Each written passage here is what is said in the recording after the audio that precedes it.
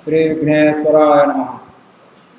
ओं नमो राधपतये नमो गणपतये नमः प्रथमपतये नमस्ते अस्तु लंबोदराय एकदंताय विघ्ननाशिने विघ्नविनाशिने शिवसुताय श्रीवरदमूर्ते नमो नमः।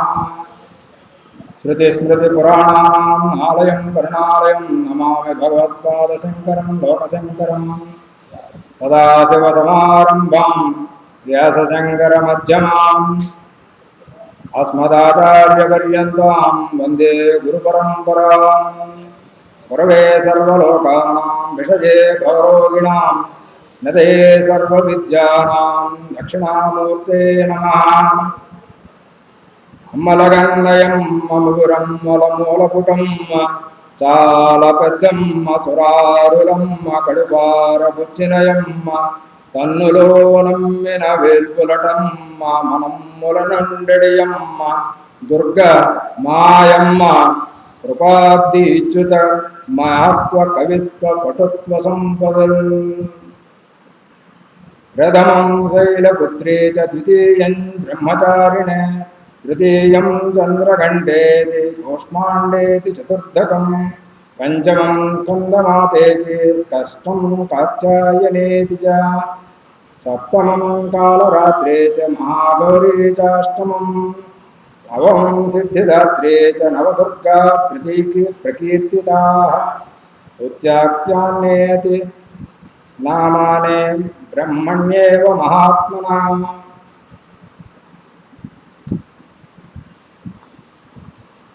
శ్రీ పరమేశ్వర స్వరూపమైనటువంటి జగదంబా స్వరూపమైనటువంటి సభకు నమస్కరిస్తూ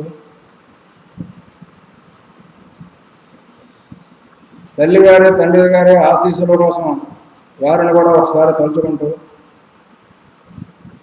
ఈరోజు ఈ యొక్క 2024వ సంవత్సరంలో దశమి విజయదశమి సందర్భంగా దసరాల 10 రోజుల ఉత్సవంలో భాగంగా ఈ రోజున మనం శ్రీ దుర్గా చరితము లేదంటే చండీ సప్తశతి లేదనుకుంటే దుర్గా సప్తశతి దేవీ మహాత్మ్యము ఇత్యాది పేర్లుగా కలిగినటువంటి ఒక మహాగ్రంథాన్ని మహామంత్ర రాశిని 700 మంత్రాలు కలిగినటువంటి 700 శ్లోకాలతో కూడినటువంటి ఇటువంటి మహత్తరమైనటువంటి చరిత్రను ఒక కథారూపంలో మనం తెలుసుకుందాం, విందాము, అమ్మవారి అనుగ్రహానికి పాత్రులవుదాము. ఈ యొక్క అభిప్రాయము నాతో పాటు సహచరిగా పనిచేస్తూ ఉన్న ఆచార్య మాస్టర్ అబ్బాయి అయినటువంటి వేణుగారు, వారి ద్వారాగా పరిచయమైనటువంటి నాతో పాటు మా డిపార్ట్మెంట్లోనే పనిచేస్తున్నటువంటి పేరయ్య గారు, వీరి యొక్క ప్రోద్బలంతో ఇక్కడ ఈరోజు ఉపన్యాసం చెప్పాలని నిర్ణయించడం జరిగింది. ఈ కారణంగా మనం అమ్మవారి యొక్క కథను చెప్పుకోవడం వల్ల జరిగేటటువంటిది ఏముంది, అమ్మవారు కానీ ఇంకొకళ్ళు కానీ రాక్షసులతో యుద్ధం చేయడము, రాక్షసులను చంపారు అని చెప్పడం, ఇదే కదా మనం వినేది. ఇందులో పెద్ద విచిత్రమే ఉంది అని అనుకుంటే ఇక్కడ ఈ విషయంలో మాత్రం చాలా పొరపాటు. కారణం ఏంటంటే భగవంతుని యొక్క చరిత్రలో వినే కొలది వాటి యొక్క శక్తి మన మీద చాలా విపరీతమైనటువంటి ప్రభావం చూపిస్తూ మనల్ని మంచి ఆధ్యాత్మికతకు మోక్షాన్వేషణ మార్గానికి మనకు కుటుంబంలో ఉన్నటువంటి ఈతి బాధలను తొలగించుకోవడానికి ఇవి మహామంత్రాలు. ఈ దుర్గా సప్తశతి లేదనుకుంటే దేవీ మహాత్మ్యం అనబడే 700 శ్లోకాలను ఉపయోగించి చండీ హోమము అనేటటువంటి హోమానికి చేసేటటువంటి హోమ కార్యక్రమ విధిలో ఈ 700 శ్లోకాలనే మంత్రాలుగా చేసి ఆహుతులు సమర్పించి చండీ హోమం చేస్తారు. కాబట్టి ఈ శ్లోకాలకు ఉన్నటువంటి శక్తి అంత విపరీతమైనటువంటి శక్తిగా తెలియజేస్తూ కార్యక్రమంలోకి వెళదాం. ఇక ఇప్పుడు మనం చెప్పుకున్నటువంటి అమ్మలగన్నయమ్మ అనే పద్యం భాగవతంలో పోతనామాత్యుల వారు భాగవతాన్ని మొదలు పెడుతూ, అంటే ఆయన మొదలుపెట్టినటువంటి కథ భాగవతము శ్రీకృష్ణుని యొక్క కథలు. ఆయన తలుచుకున్నటువంటిది ఈ జగదంబిక అమ్మల కన్నయమ్మ, అంటే అమ్మల కన్నటువంటి అమ్మ. అటువంటిది కొంతమంది అమ్మల కంద అంటే ముగ్గురమ్మలకు మూలపుటమ్మ, ముగ్గురు అమ్మలను కన్నటువంటిది. ముగ్గురు అమ్మల్ని ఎందుకు చెప్పారు ఇంతమంది ఉండగా? ఆ ముగ్గురు ఎవరో కాదు, మహాకాళి, మహాసరస్వతి, మహాలక్ష్మీదేవి. ఈ ముగ్గురు అమ్మలనే అంటాం. వాళ్ళని కన్నటువంటి తల్లి ఈ తల్లి, ఆ అమ్మ, ఆ పెద్దమ్మ, చాలా పెద్దమ్మ అని చెప్పారు. మూలపుటమ్మ, చాలా పెద్దమ్మ, సురారులమ్మ, సురులకి అసురులకి కూడా అమ్మ. అటువంటి వాళ్ళందరూ కూడా వాళ్ళకి అసురులకేమో అసురుల తల్లికి కడుపు కోతలు పెట్టేటువంటిది, అలాగే సురుల యొక్క తల్లికి సంతోషాన్ని ఇచ్చినటువంటిది ఆ తల్లే. అటువంటి తన్నులు నమ్మిన వేల్పులకు అమ్మ. ఆ వేల్పులు ఎవరే అంటే దేవతలందరూ ఎంతమంది ఉన్నారో ఆ దేవతలందరికీ కూడా అమ్మ. అటువంటి ఆ అమ్మ, ఆ దేవతల మనమ్ము నిండేటటువంటి అమ్మ ఆ దుర్గ మాయమ్మ. మా అమ్మ అని అనుకుంటే మీకు కూడా అమ్మ, అందరికీ అమ్మ. అటువంటి ఆ అమ్మ కృతాబ్ది, ఆ దుర్గ మాయమ్మ కృపాబ్ది, అంటే కృపా కరుణారసంతో, అంటే మనకి కరుణతోటి దయ తలచి ఆవిడ ఇచ్చుత ఇవ్వాలి. ఏమిటి? అందరికీ కూడా, నాటకులకి అని కాదు. ఏమిటి? మహత్వ, కవిత్వ, పటుత్వ, సంపదలు అంటే మనం అనుకున్నటువంటి ధనము, ఐశ్వర్యము అనేది కాదు. ఆ ఐశ్వర్యాల్లో చాలా రకాలు ఉన్నాయి. అందులో అన్నిటికన్నా మహత్వమైనటువంటిది, కవిత్వాలతో కూడుకున్నటువంటిది, పటుత్వమైనటువంటిది. అంటే దుర్గా సప్తశతి కన్నా ఇంకా పటుత్వమైనవి ఉన్నాయంటే ఉండి ఉండగచ్చు కాక, కానీ ఇటువంటి దుర్గా సప్తశతి అనేటటువంటి కథ చాలా ప్రశస్తమైనది. అంతటి పటుత్వం కలిగింది, అంతటి మహత్వం కలిగింది. అటువంటి కథని మనం వినేటట్టుగా మనకు అనుగ్రహించాలని కోరుకుంటూ ఈ పద్యాన్ని ఎత్తుకోవడం జరిగింది. ఈ పద్యానికి మరొక విశేషత ఉంది. మనకి విజయవాడ కనకదుర్గ అమ్మవారి గుడికి వెళ్ళి అమ్మవారిని దర్శనం చేసుకుందాం అనుకుంటూ మనం అమ్మవారిని చూసుకొని అడవుల్లోనే ఉంటాం.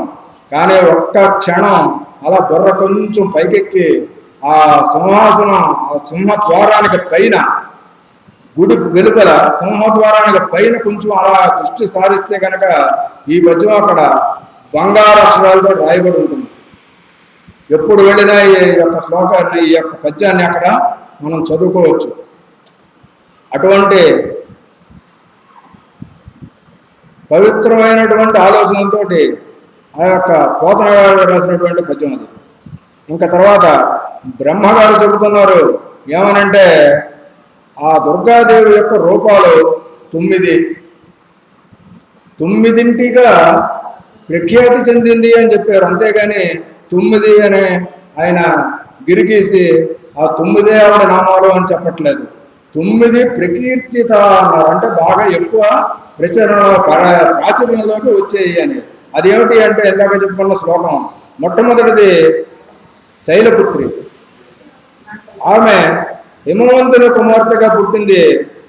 ఆవిడ సతీదేవి శరీర త్యాగం, దక్షిణ కూతురుగా పుట్టినటువంటి సతీదేవి శరీర త్యాగం తరువాత ఆవిడ మేనకా హిమవంతుల కుమార్తెగా పుట్టినటువంటిది. శైలము అనగా కొండ, కొండ అంటే హిమవంతుడు, ఆ హిమవంతుడి పుత్రి కాబట్టి శైలపుత్రి. అటువంటిది మొట్టమొదటి నామం. తర్వాత రెండవది బ్రహ్మచారిణి. బ్రహ్మ అంటే మనం అనుకునేటటువంటి 4 ముఖాలు, 3 ముఖాలు, 5 ముఖాలు కలిగినటువంటి బ్రహ్మ కానీ, మనం ఏదైనా పూజ కానీ గుడులకు అర్చకత్వం కానీ ఏదైనా చేసుకునేటువంటి వారిని కూడా మన బ్రాహ్మణ స్వరూపంలో ఉన్నటువంటి వారిని కూడా బ్రహ్మ అని అంటాం. కానీ ఈ బ్రహ్మ ఆ అర్థంతో కూడా చెప్పబడలేదు. ప్రత్యేకించి బ్రహ్మ అనగా వేదము అని ఇక్కడ చెప్పబడింది. ఆ ఆ వేదములందు తిరుగుతూ ఉన్నటువంటి తల్లి కాబట్టి ఆవిడ బ్రహ్మచారిణి. బ్రహ్మచారిణి అంటే తిరుగుతూ ఉన్నటువంటిది, నడుస్తూ ఉన్నటువంటిది, కదులుతూ ఉన్నటువంటిది, అంతే తప్ప అది బ్రహ్మచారిణి అంటే పెళ్లి కాని అనేటటువంటి అర్థం ఇక్కడ చెప్పబడలేదు. వేదములో ఆ అమ్మ సంచరిస్తూ ఉంటుంది కాబట్టి బ్రహ్మచారిణి. ఇక్కడికి 2 రకాలైనటువంటి నామాల గురించి మనం విన్నాం. ఇక ఆనందం కలిగించున్నది, ఇది చంద్రగంట అనేటటువంటి నామం కోసం చెప్తున్నారు. ఆనందం కలిగించున్నది. ఎలాగ ఆనందం? ఆనందం అంటే ఏమిటి అంటే ఇక్కడ ప్రత్యేకించి చెబుతూ ఉన్నారు, నేత్రం ద్వారా, అంటే మనం చూసినటువంటి దాన్ని చూసి చాలా బాగుంది అనేటటువంటి మనసుకు కలిగేటటువంటి ఆనందం. అలాగే ఏదైనా చెవులకి వినసొంపుగా వినబడినది ఏదైనా ఉంటే అది పక్షిపోత కావచ్చు, మనుషులు మాట్లాడిన మాటలు కావచ్చు, వేదాల్లో చెప్పబడినది కావచ్చు, ఏదైనా కానీ ఈ భగవాన్ నామాన్ని మించినటువంటి తీయనైనటువంటిది మరొకటి లేదు. అటువంటి ఇంద్రియములకు ఉపలక్షణములుగా ఉన్నటువంటి సర్వేంద్రియములకు, ముఖ్యముగా మనస్సులకు బ్రహ్మ ఆనందము కలిగించేది ఏదైతే ఉందో ఆ యొక్క రూపము చంద్రకంఠ. ఇంకా తర్వాత 4వది కూష్మాండ. తాపత్రయాలు అంటే మనిషికి ఉండేటటువంటి 3 రకాలైనటువంటి ఆధ్యాత్మిక, ఆదిభౌతిక, ఆది దైవిక అనేటటువంటి 3 రకాలైనటువంటి ప్రయత్నాలు ఉంటాయి. అది ఆ తాపత్రయము అని 3 అంటారు. అటువంటి సంబంధమైనటువంటి ఆ 3 కూడా దేనికోసం మనం ఉపయోగించుకుంటున్నాము అంటే సంసార సంబంధమైనటువంటి విషయాన్ని మనం ఉపయోగించుకున్నాం అంటూ ఉన్నాం. అటువంటి విషయాలకు సంబంధించినటువంటి ఆ తాపత్రయ సంబంధమైన సంతానాన్ని అంతటిని కూడా తన గర్భంలో, తన గర్భకుహరంలో దాచుకుంటుంది కాబట్టి, అండాకారంగా దాచుకుంటుంది కాబట్టి కూష్మ అండ. కూష్మ అండగా ఆవిడికి 4వ పేరుగా వచ్చింది. ఇక 5వ పేరు స్కందమాత. స్కందమాత అంటే భగవతీదేవి యొక్క అంశతోటి ఉత్పన్నమైనటువంటి సనత్కుమారుడు అనేటటువంటి బ్రహ్మ మానస పుత్రులు ఒక 4 ఉన్నారు. ఆ 4లోనూ సనత్కుమారుడు అనేటటువంటి ఆయనకి స్కందుడు అనే పేరు ఉంది. ఆ స్కందుడు అంటే ఆ సనత్కుమారుడు ఈ యొక్క భగవతి అంశతోటి పుట్టాడు కాబట్టి ఆ స్కందమాత అనేటటువంటి పేరు ఆమెకి వచ్చింది. ఇంకా తర్వాత కాత్యాయని. కాత్యాయనుడు అనేటటువంటి ఒక ఋషి ఈమెను పుత్రికగా స్వీకరించాడు. ఆ స్వీకరించిన కారణంగా ఆవిడ కాత్యాయని అయింది. ఇంకా కాళరాత్రి. కాళరాత్రి అంటే మన వాళ్ళు ఏదో నల్లటి రాత్రి, చీకటి రాత్రి, నిజమే, ఆ అర్థాలు వ్యవహారికంగా సరిపోతున్నాయి. కానీ ఇది కాలం అనేటటువంటి రాత్రి అంటే కాలం స్వరూపమైనటువంటి సుఖమయమైనటువంటిది. ఈ 2 రకాల అర్థాలు చెప్పుకోవాలి కాళరాత్రి అంటే. ఇది కాలాన్ని సర్వమును కూడా హరించడం చేత ఆ కాలాన్ని మొత్తం కాలమునకు సర్వమును హరించేటటువంటి లక్షణం ఉంది. అటువంటి కాలాన్ని కూడా హరించేటటువంటి లక్షణం ఈ అమ్మకు ఉందిట. అందుకని ఆవిడ కాళరాత్రి అయింది. అలాగే రాత్రి అనే శబ్దానికి సుఖమునిచ్చినది అనేటటువంటి అర్థం. అంటే ప్రళయము లేక సుషుప్తి. సుషుప్తి అంటే నిద్రపోవటం. మనకి తెలుగులో లేకుండా ఉన్నటువంటి అవస్థని సుషుప్తి అంటారు. ఇటువంటి ఈ అవస్థల్లో మనం నిద్రపోతూ ఉన్నటువంటి కాలం ఏదైతే ఉందో ఆ కాలం, ఆ నిద్ర పోయినందువల్ల మనకు కలిగించేది ఏంటి అని అంటే ఒక సుఖం. అటువంటి ఆ సుఖాలను ఇచ్చేటటువంటిది సుఖ స్వరూపము కాబట్టి ఆవిడ కాళరాత్రి. కాళరాత్రి అంటే ఏదో భయంకరం అనుకుంటారో కాదండి, సుఖమును పుచ్చేటటువంటిది. రాత్రి కూడా మనం సుఖముగా మన శరీరానికి ఉన్నటువంటి అన్ని రకాలైనటువంటి శ్రమధమాలను అన్నిటిని కూడా ఆ నిద్రలో లయం చేసి ఆ నిద్రలో అమ్మ తీసేస్తుంది. అటువంటి ఆ శారీరక బడలకనంతటినీ తీసేసి ఏదైతే సుఖాన్ని ఇస్తుందో ఆ రూపంతో ఉన్నటువంటి అమ్మ కాళరాత్రి. అది ఆ కాళరాత్రిగా చెప్పబడుతూ ఉన్నటువంటి ఈ 7వ నామం యొక్క అర్థము. ఇంకా తర్వాత కాళికాదేవిగా మనం చెప్పుకోవచ్చు. ఆవిడ కాళీ పురాణం అనేటువంటి ఒక పురాణంలో 5వ అధ్యాయంలో ఒక కథ ఉంది. ఆ కథ ప్రకారంగా ఏమిటంటే, ఒకానొక సమయంలో శివుడు అమ్మవారిని చూసి ఆవిడ నల్లని స్వరూపంతో ఉంది కాబట్టి కాళీ అని వెటకారం చేశాడు. అంటే కాళీ అంటే ఓ నల్లవాన, ఓ నల్లని దాన అని. ఆ నల్లని దాన అన్నంలో ఆవిడ కొంచెం బాధపడి, మనసులో చాలా మదనపడి, నన్ను పరిహాసం చేస్తున్నాడే అని బాధపడిపోయి, నాకు ఈ రూపం అనేది నాకు నచ్చలేదు, ఈ నల్లని రూపాన్ని నేను ఎలాగైనా పోగొట్టుకోవాలి అని చెప్పేసి ఆమె తపస్సు చేసి, ఆ తపస్సు ఫలితంగా ఆవిడకి గౌరవర్ణం వచ్చింది. గౌరవర్ణం వచ్చింది కాబట్టి గౌరీదేవి అయ్యింది. అందుకే గౌరవర్ణము అంటే పసుపు పచ్చనటువంటి రంగు, బంగారము మేని, అంటే బంగారము పసుపు రెండు తెలిపితే ఏ రంగులో ఉంటాయో, అంటే పూర్తిగా పసుపు అనడానికి లేదు, అలాగని ఎరుపు ఇంకొక రంగు అనడానికనే లేదు. అదే అందుకని గౌరవర్ణము అంటారు దాన్ని. ఆ గౌరవర్ణంతో ఉన్నటువంటి బంగారు ఛాయతో వెలిగిపోతూ ఉన్నటువంటి అమ్మ గౌరీదేవి. అది 8వ రూపంగా ఉన్నటువంటి మహాగౌరి. ఇంకా 9వది సిద్ధిద. ఈ 9 నవదుర్గలలో 9వది అయినటువంటి సిద్ధిద. సిద్ధి దా అంటే ఇచ్చున్నది, సిద్ధిని ఇచ్చినటువంటిది. సిద్ధి అంటే మనం ఏదో అనుకుంటాం, సిద్ధి బుద్ధి లేకపోతే ఇంకొకటి ఇలాంటి విషయాలుగా. అవి వాటిని వ్యవహారంలో తీసుకున్నా, వీటిని తీసుకున్నా, ఏదైనా కానీ ఉన్న అర్థం మాత్రం చాలా శుభ్రమైనటువంటిది, చాలా మంచిది. సిద్ధి అనేటటువంటిది మోక్షానికి పర్యాయపదం. సిద్ధి పొందిందా అంటే, మీరు ఏదైనా ఒక మంత్రం చేశారంటే మంత్రం మీకు సిద్ధించిందా అంటే, మీరు ఏ కోరికతోటి అయితే చేస్తున్నారో ఆ కోరిక మీకు సిద్ధించిందా అని అడగటం దానికి అర్థం. అట్లాగే మోక్ష సాధన కోసం చేసేవారు ఎవరైతే ఉన్నారో వాళ్ళ కోసం చేసినటువంటి ప్రయత్నం వల్ల వాళ్ళు పొందగలిగేది ఏమిటి అని అంటే మోక్షం. ఆ మోక్షాన్ని పొందగలిగినటువంటి ఆ రూపంలో, ఆ మోక్షాన్ని ఇచ్చేటటువంటి రూపంలో ఉన్నటువంటి ఆవిడ పేరే సిద్ధిద అనేటటువంటి ఈ 9 రూపాలుగా ఉన్నటువంటి అమ్మ 9 రకాలైనటువంటి ఫలితాలని మనకు ఎల్లప్పుడూ ఇస్తూ ఉంది. ఈ 9 రూపాలలో ఏ రూపాన్ని ధ్యానించినా కానీ దానివల్ల మనకు ఉపయోగాలు ఏమిటి అంటే, అగ్ని చేత దహింపబడేవాడు, అగ్ని నన్ను కాల్చేస్తుంది అని చెప్పేసి అమ్మవారిని తలుచుకున్నందువల్ల ఆ అగ్ని కాల్చదు. లేదనుకుంటే మన కర్మానుసారంగా కొంతవరకు మనల్ని బాధించుతుంది, లేదనుకుంటే బాధించకుండా తప్పించుకునే ఉపాయమైనా మనకి చూపిస్తుంది. అలాగే పగవారి మధ్యన చేరి ఉండవలసి వస్తే 10 మంది పగవాళ్ళు అంటే మనుషులే అక్కర్లేదు, మనకి గిట్టని జంతువులు, పాములు, తేళ్లు, లేకపోతే ఇంకొకటి వగేరా వగేరా ఏమైనా మనకు హాని కలిగించేవన్నీ మనకు పక్కతో ఉన్నవే.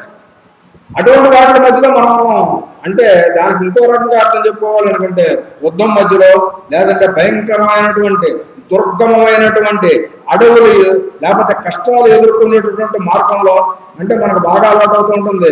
ఈ మధ్యకాలంలో మనం ఏ రోడ్డును వెళ్ళాలినా కానీ పెద్ద పెద్ద గోతులో పెట్టామంటే కనుక మనం ఏమవుతామో, మన బండి ఏమవుతుందో మనకు తెలియదు. అటువంటి దుర్గమమైనటువంటి మార్గాలందులో కూడా ఈ అమ్మవారిని తలుచుకున్నందువల్ల అటువంటి ఆ ప్రదేశాల్లో కూడా మనకి కష్టాలను తొలగించి సుఖంగా మనల్ని చూసేటటువంటి ప్రయత్నంగా ఆ అమ్మ మనల్ని చూస్తూ ఉంటుంది. భయము చేత బాధపడేవారు ఎవరైనా ఉంటే ఆ భయానికి దూరంగా ఉంటారు. అలాగే ఎవరైనా కానీ శరణు వేడి ఈ 9 నామాల కలిగిలో ఏ నామంతో కలిగినటువంటి అమ్మవారినైనా కానీ మనసులో స్మరించుకున్నా కానీ వారు అటువంటి వారికి ఆవిడ కొంచెం కూడా అమంగళం చేయదు. ఆ మంగళం అంటే శుభము, అమంగళం అంటే శుభము కానిది. శుభము కానిదేది కూడా ఈ అమ్మవారిని ఈ 9 రూపాయలనే కాదు, ఏ రూపంతో తలుచుకున్నా కానీ అమ్మను తలుచుకున్న వాళ్ళకి ఎవరికి కూడా అమంగళాలన్నీ కూడా పోతాయి, ఇక పైన రావు అనేటటువంటిది కూడా అమ్మవారి మాటగా మనం చెబుతున్నాం. దానికనే మన వాళ్ళందరూ చెప్తూ ఉంటారు, సర్వమంగళ మాంగళ్యే శివే సర్వార్థసాధికే శరణ్యే త్ర్యంబకే దేవి గౌరీ, శరణ్యే త్ర్యంబకే గౌరీ నారాయణి నమోస్తుతే.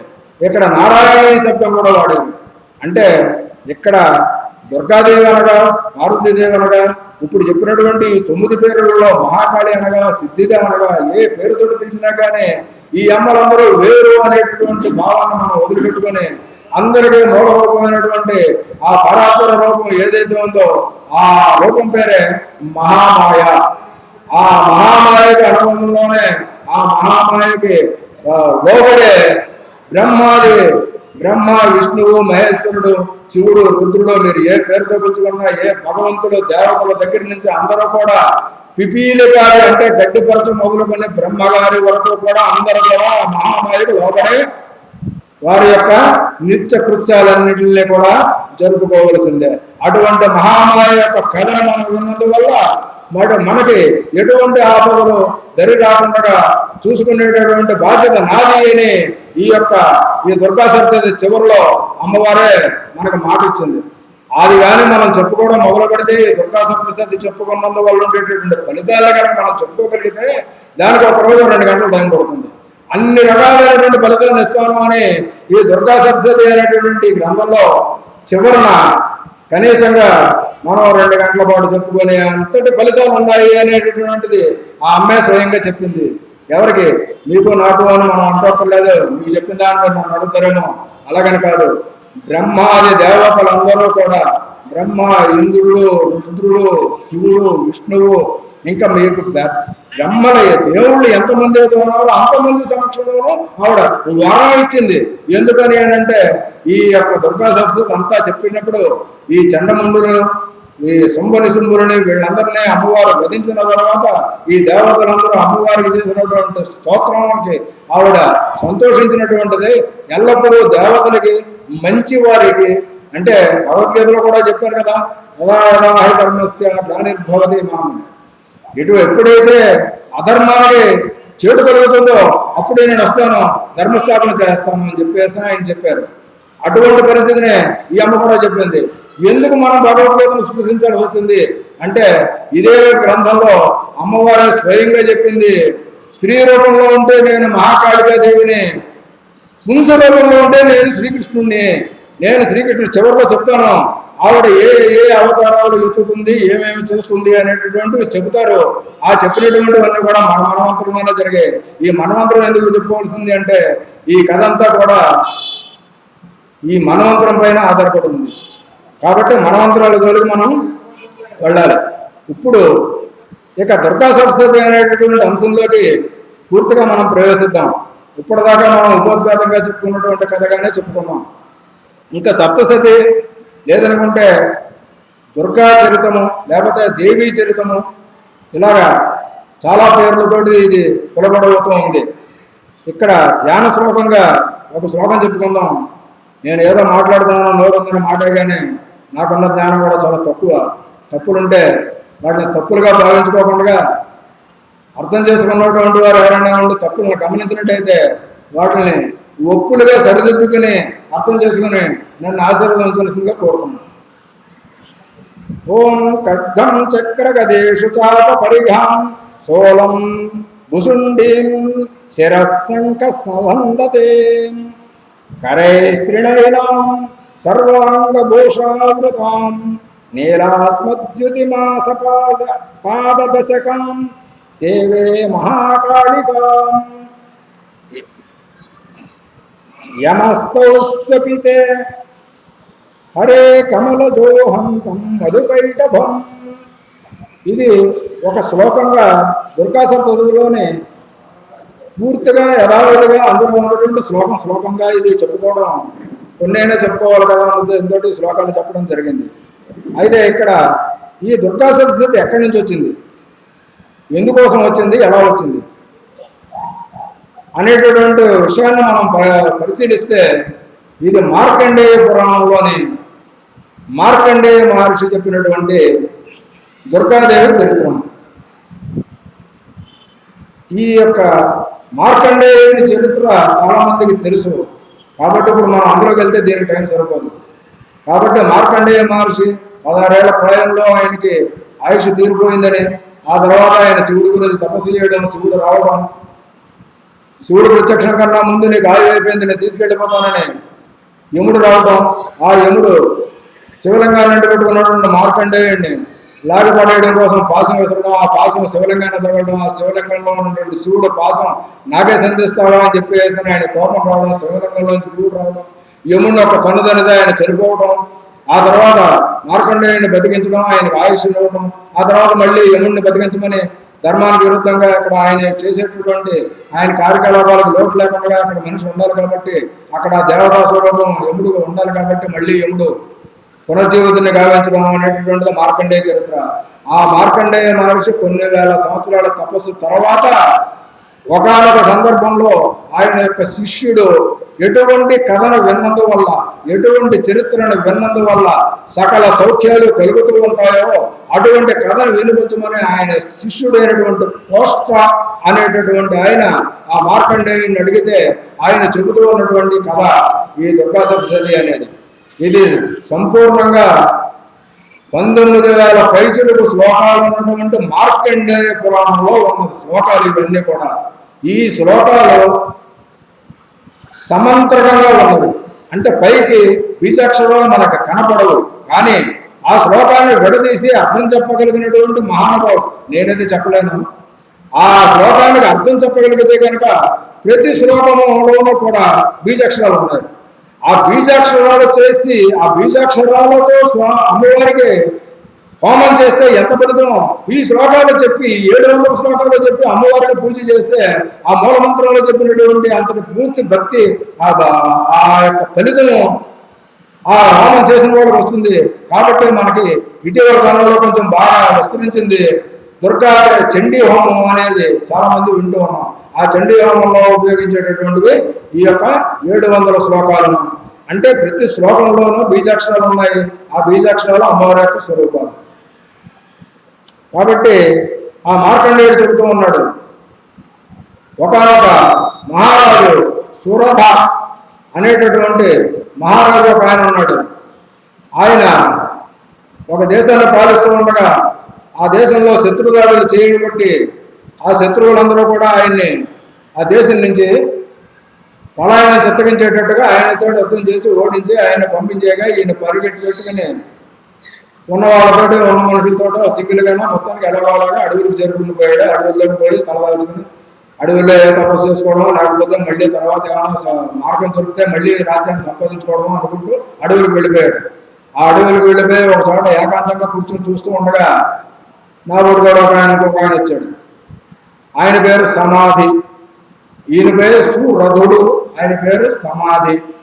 ఆయన వచ్చాడు. మీరెవరు ఎక్కడ ఉన్నారు అంటే నువ్వెవరు అని ఆయన అడిగాడు. ఒకరు పరిచయం చేసుకున్నారు.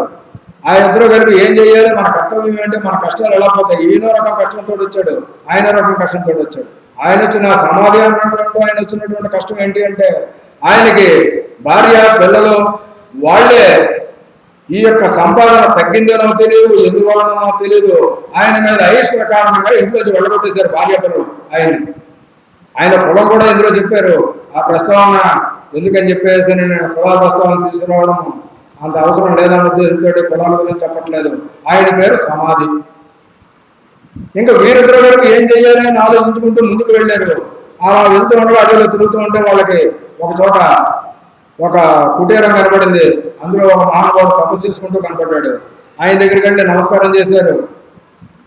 బాబు, మా పరిస్థితులకి ఇటువంటి పరిస్థితులు రావడానికి కారణం ఏమిటి, ఇలాంటివి ఎందుకు వస్తున్నాయి, వీటి నుంచి మేము ఎలా కట్టెక్కాలి, దీని గురించి ఏమిటి, దాని గురించి మాకు చెప్పండి అని చెప్పేసి అని అడిగితే ఆయన పేరు, ఆ ఋషి పేరు సుమేధ, లేదనుకుంటే మేధా ఋషి, ఎలా అనుకున్నా పర్వాలేదు. ఆయన పేరు సుమేధుడు. అంటే ఇక్కడ ఈ 3 పేర్లని చాలా జాగ్రత్తగా గమనించుకోండి. సుమేధ అనేటటువంటిది ఋషి పేరు. సు అంటే మంచి, పోనీ ఆ సూని పక్కన పెట్టి మేధా ఋషి అని అందాం. అలా అనుకున్న మేధ అంటే ఇందాక మనం చెప్పుకున్నట్టుగా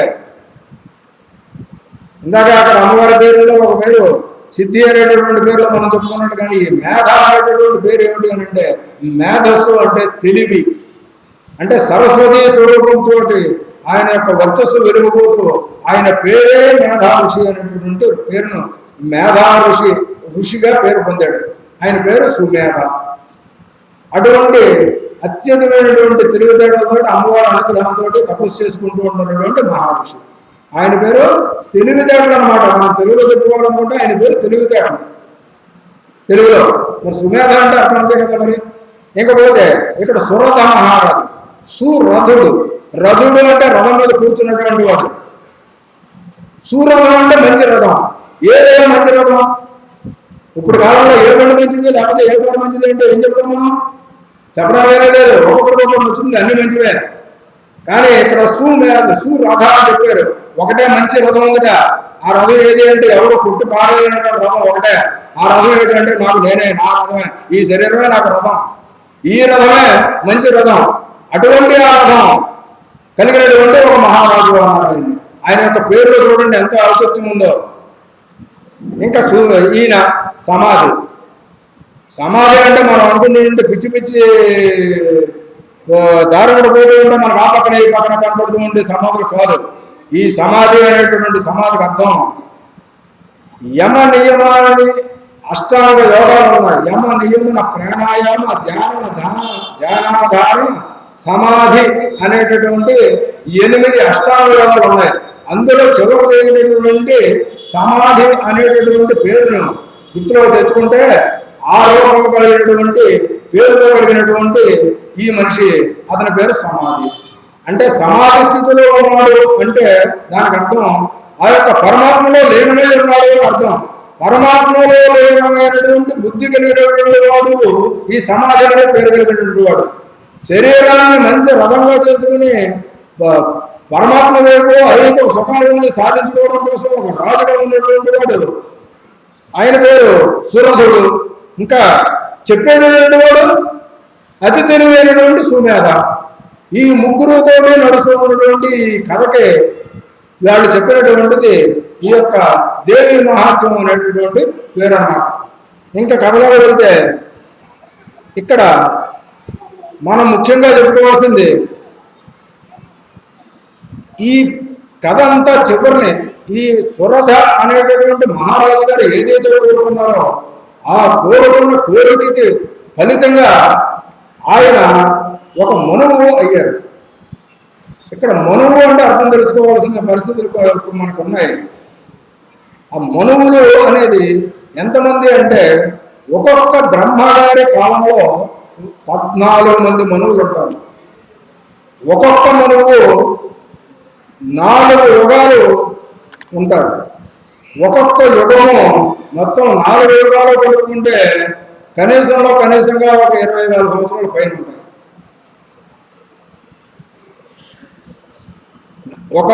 ఒక్క కలియుగమే 4,30,000 సంవత్సరాలు.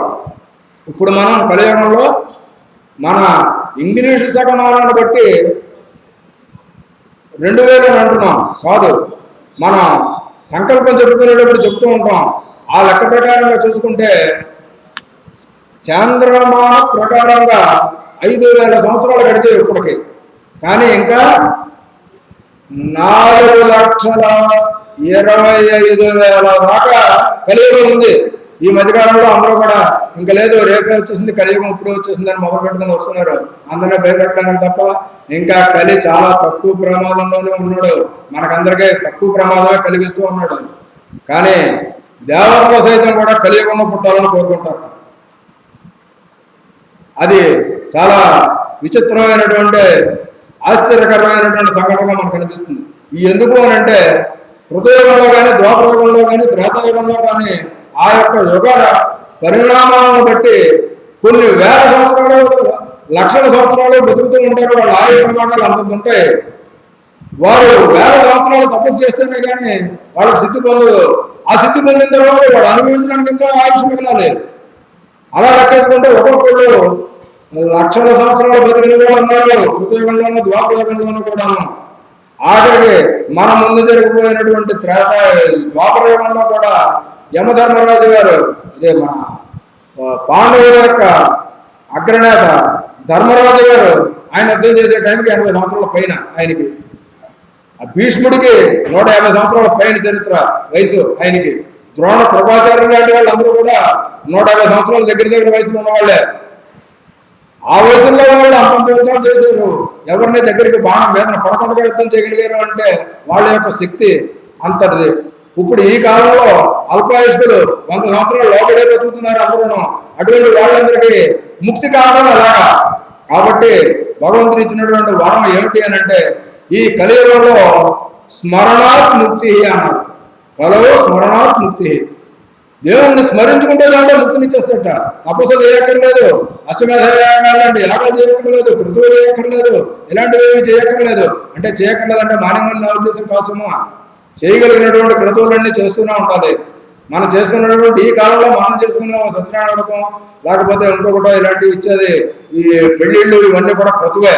పెళ్లి కూడా మన ఇంట్లో పెళ్లి అని మనం అనుకుంటాం, అది తప్పు. పెళ్లి అనేది కూడా ఒక క్రతువు.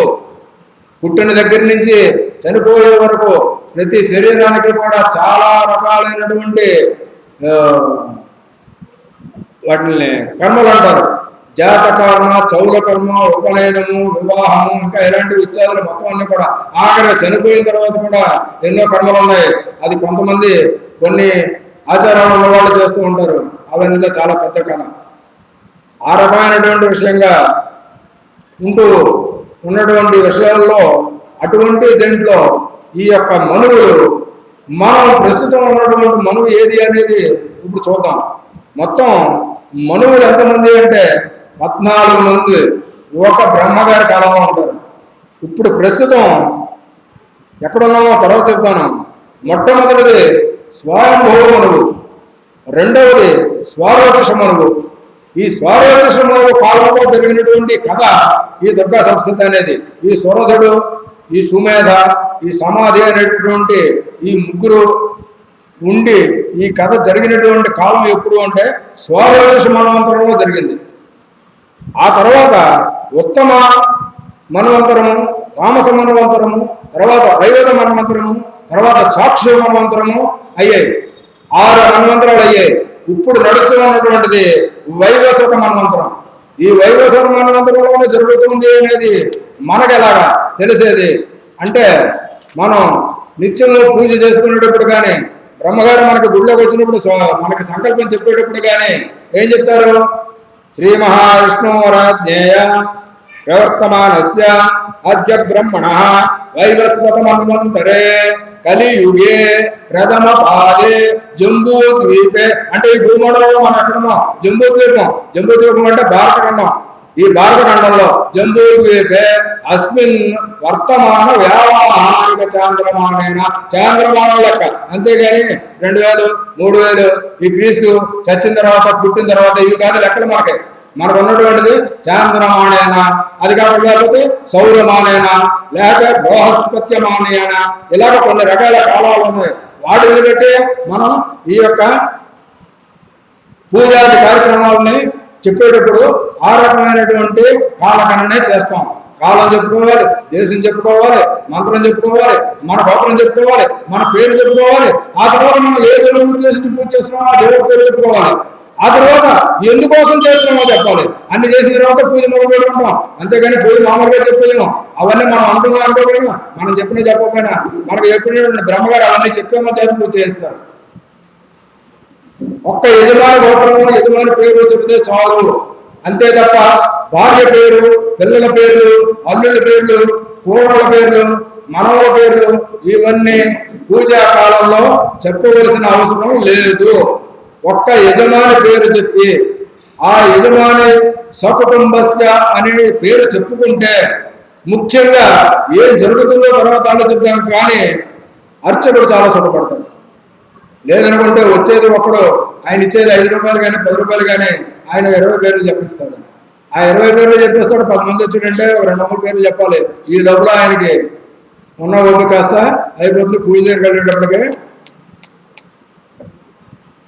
మనకు ఉన్న కాడికి కాస్త కూడా టైము దానికి సరిపోతుంది అన్నమాట. అందుకని అటువంటి మన్వంతరంలో, ఆ వైవస్వత మన్వంతరంలో మనం ఉన్నాం. ఆ మన్వంతరంలో మొత్తం 71 మహాయోగాలు ఉన్నాయి. ఒక్కొక్క మహాయోగంలో 4 యుగాలు ఉన్నాయి. ఆ 4 యుగాలు మనం అనుకునేవే, తెలుసున్నవే. కృతయుగం, ద్వాపరయుగం, త్రేతాయుగం, ద్వాపరయుగం, తర్వాత కలియుగం. 4 యుగాలు. సీరియల్ కొంచెం అటు ఇటు అయినట్టుంది. అయితే ఈ 4 యుగాలని ఒక మహాయుగం అంటారు. అటువంటి 71 మొత్తం ఈ వైవస్వత మన్వంతరంలో ఉంటే అందులో ఇప్పుడు మనం ఉన్నది 28వ మహాయుగంలో ఉన్నాం. 28వ మహాయుగంలో కలియుగంలో ప్రథమ పాదంలో ఉన్నాం. ఇంకా 3 భాగాలు ఉన్నాయి. కనీసం ఈ యొక్క మహాయుగం గురించి మనం చూసుకున్నాం. కానీ అటువంటి ఆ యొక్క ఈ స్వయంలో వైవస్వత మన్వంతరం తర్వాత సూర్య సావర్ణి, ఈ సూర్య సావర్ణి అనేటటువంటి ఆయన ఈ సూర్య సావర్ణి అనేటటువంటి మనువుగా ఎలా వచ్చాడు అంటే ఆ కథే ఈ కథ. ఈ సురధారణ మహారాజే ఈ సూర్య సావర్ణిగా స్థానం సంపాదించుకున్నాడు. అంటే చూడండి, అప్పటికి ఆయన కన్నా ఇటువంటి అదృష్టం పొందినటువంటి వాళ్ళు ఎంతమంది ఉన్నారు. ఈయన 2వ మనువులో ఈయన పుట్టి అక్కడి నుంచి అమ్మవారి యొక్క ప్రయత్నం మొదలు పెడితే అమ్మవారి గురించి ధ్యానం తీసుకుంటూ చేస్తూ ఉంటే ఆవిడ వరం ఇచ్చిన తర్వాత ఆయనకు ముందు ఉన్నటువంటి మనువులు లిస్టులో ఉన్నటువంటి వాళ్ళు ఇంకా ఎంతమంది ఉన్నారు అని అంటే ఆయనకు ముందుని ఇంకా 5 మనువులు అప్పటికే పదవి పొందుతున్నారు. వాళ్ళ కాలాలు అయిన తర్వాత వీళ్ళు రావాలి వాళ్ళు వెళ్ళాలి, మొత్తం అయిన తర్వాత ఈయన రావాలి. ఈయన అలాగా మనువుగా 8వ స్థానం దక్కించుకున్నటువంటి సూర్య సావర్ణి అనేటువంటి మనువు. ఆయన యొక్క చరిత్ర చరిత్ర ఉంటుంది. ఇంకా తర్వాత దక్ష సావర్ణి 9వది, 10వది బ్రహ్మ సావర్ణి, 11వది ధర్మ సావర్ణి, 12వది రుద్ర సావర్ణి, 13వది రౌచ్యుడు, 14వది బౌచ్యుడు. బౌచ్యుడు అంటే బౌచ్య సావర్ణి అని చెప్తాము. ఇలా 14 మంది ఈ యొక్క బ్రహ్మకాలంలో ఈ 14 మంది మనువులు. ఇప్పుడు మనం 2వ మనువు అనేటువంటి స్వారోచష మనువు కాలంలోకి మనం వెళ్ళాలి. ఎందుకు అంటే ఈ సురధి, సమాధి, సుమేధ ఈ ముగ్గురు ఆ కాలంలో ఉన్నప్పుడు జరిగినటువంటి కథ కాబట్టి మనం అప్పటిదే మనం చెప్పుకోవాలి. ఇంకపోతే ఈ యొక్క మన్వంతరం ఇప్పుడు మనం ఉన్నటువంటి వైవస్వత మన్వంతర కాలంలో దేవతలు ఎవరెవరు అంటే ఆదిత్యులు, వసువులు, రుద్రులు, సాధ్యులు, శిష్టులు, విష్ణులు, మరుత్తులు, భృగువులు, అంగీరసులు, వీళ్ళు మొత్తం 18 గణాలు దేవతలు. ఇప్పుడు ఈ యొక్క మన్వంతరంలో అంటే మనం ఉన్న ఈ వైవస్వత మన్వంతరంలో ఉన్నటువంటి సప్త ఋషులు ప్రతి యుగంలోనూ ఇప్పుడు ఈ దేవతలు గణాలు మారిపోతాయి, ఋషులు మారిపోతారు. ఇప్పుడు మనకు వైవస్వత మన్వంతరంలో ఉన్నటువంటి సప్త ఋషుల పేర్లు అత్రి, వశిష్ఠుడు, కశ్యపుడు, గౌతముడు, భారద్వాజుడు, విశ్వామిత్రుడు, జమదగ్ని, వీళ్ళు 7. ఇప్పుడు వశిష్ఠుడు మనకి సప్తఋషుల్లో ఒకడు అని చెప్పేసి మనం చెప్పుకుంటాం. కానీ ఆయన వైవస్వత మన్వంతరంలో కూడా కాదు. దీన్ని బట్టి మనకు అర్థమవుతున్నది అంతే కదా. వశిష్ఠుడు అరుంధతి అనేటువంటిది ఆయన ఎప్పుడో మొట్టమొదటి స్వయంభూ మనువు కన్నా ముందు వాళ్ళు. వీళ్ళు అదేమిటి రామాయణం మొన్న కథ జరిగింది, కృష్ణుడు మొన్న కథ జరిగింది, రామాయణ గురు వశిష్ఠుడు కదా అంటే ఆ వశిష్ఠుడు ఈ వశిష్ఠుడు ఒకటే అన్నది లేదు. ప్రతి యుగంలోనూ ప్రతి మహాయుగంలోనూ వశిష్ఠుడు పుడుతూనే ఉంటాడు. అలాగే వ్యాసులు కూడా ఇప్పుడు 27 మంది వ్యాసులు ఉన్నారు. వాళ్ళకి 27 రకాల పేర్లు ఉన్నాయి. అది ఇప్పుడు మనకి విషయాంతరం కాబట్టి టైం తీసుకోవడానికి మనం సంకోచించి ఆ విషయాన్ని అక్కడితోటి అడ్డబెట్టి కథలోకి వెళ్దాం. ఇంకా కథలోకి వెళ్తే ఈ సురధుడు రాజ్యాన్ని మళ్ళీ కోరుకుంటూ బాధపడుతూ ఉన్నాడు. ఈ సమాధి అనేటువంటి ఆయన ఈ భార్యాపుత్రులు మళ్ళీ పొందాలి, వీళ్ళు నన్ను గెంటేశారే అనేటువంటి బాధతోటి ఈయన ఉన్నాడు. ఇలా ఉంటూ ఉండగా ఋషిని చూశారు కదా, సుమేధ అనేటువంటి ఋషిని చూశారు కదా, ఆయన చూసి ఆయన దగ్గరికి వెళ్ళారు.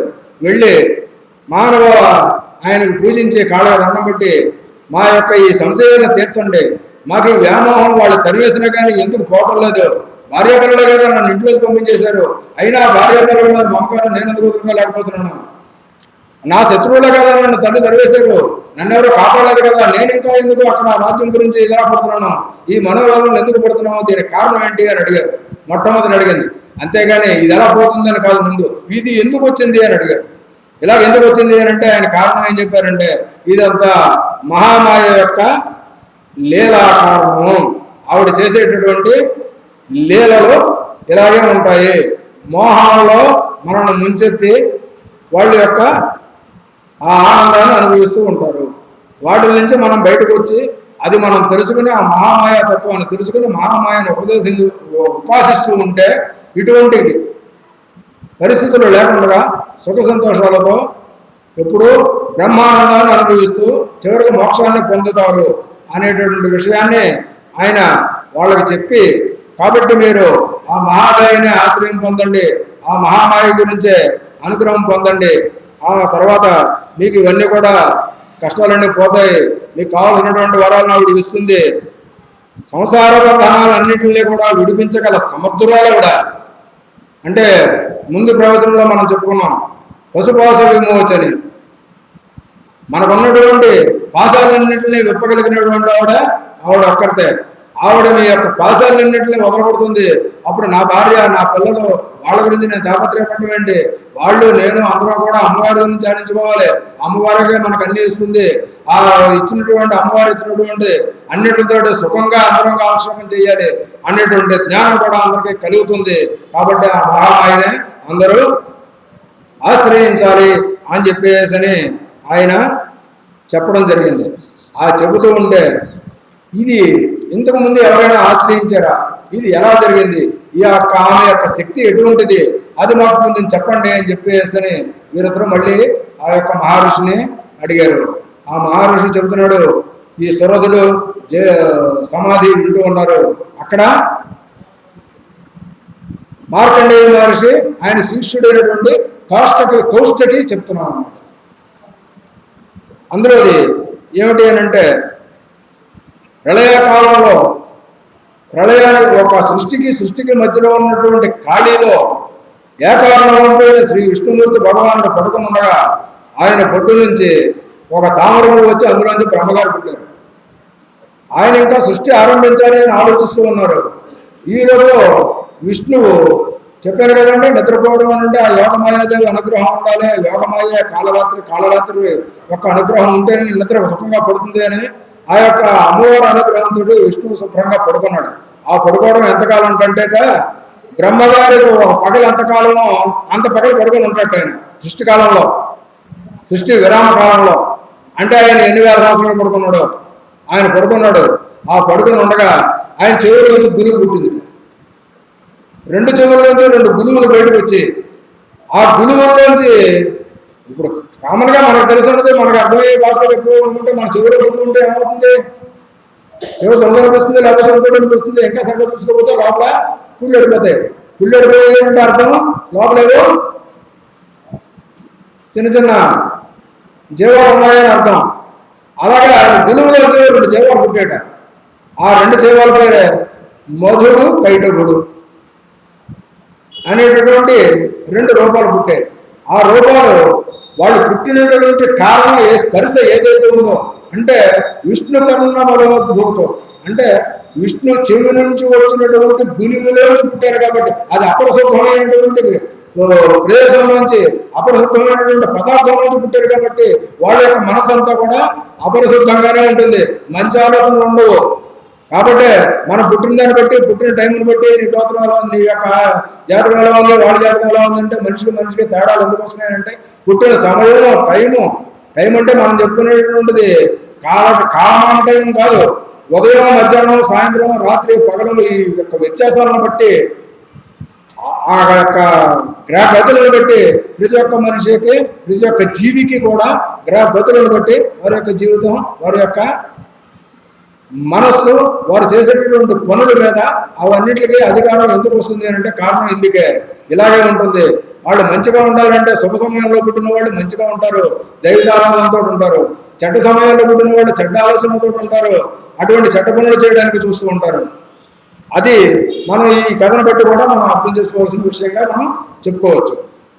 కాబట్టి అటువంటి ఆ యొక్క మధుగైడవులిద్దరూ కూడా మంచి బలవంతులై, అంతే కదా, మనం 10 సార్లు ఆడగారి దగ్గరికి వెళ్తేనే కానీ చెవులో మనకు పోవాలి మనకి. అంటే అంత బలీయంగా ఉంటుంది సూక్ష్మ రూపమైన కానీ. ఆయన అలాగే చూశారు, ఈయన నిద్రపోతున్నాడు, ఈయనతో మనకెందుకు, పైగా ఈయన చెవులించే కదా మనం పుట్టాం, కాబట్టి ఈయన వదిలేద్దాం, ఇంకెవడు ఉన్నాడని చూస్తే బ్రహ్మగారు కనపడ్డారు. ఆయన దగ్గరికి వెళ్ళారు. ఎవరు నువ్వు అని అడిగారు. నన్నే ఎవరు నువ్వు అని అడుగుతున్నావండి, నేను పరమాత్మనే, విష్ణువు యొక్క పుత్రుడిని, నేను బ్రహ్మనే.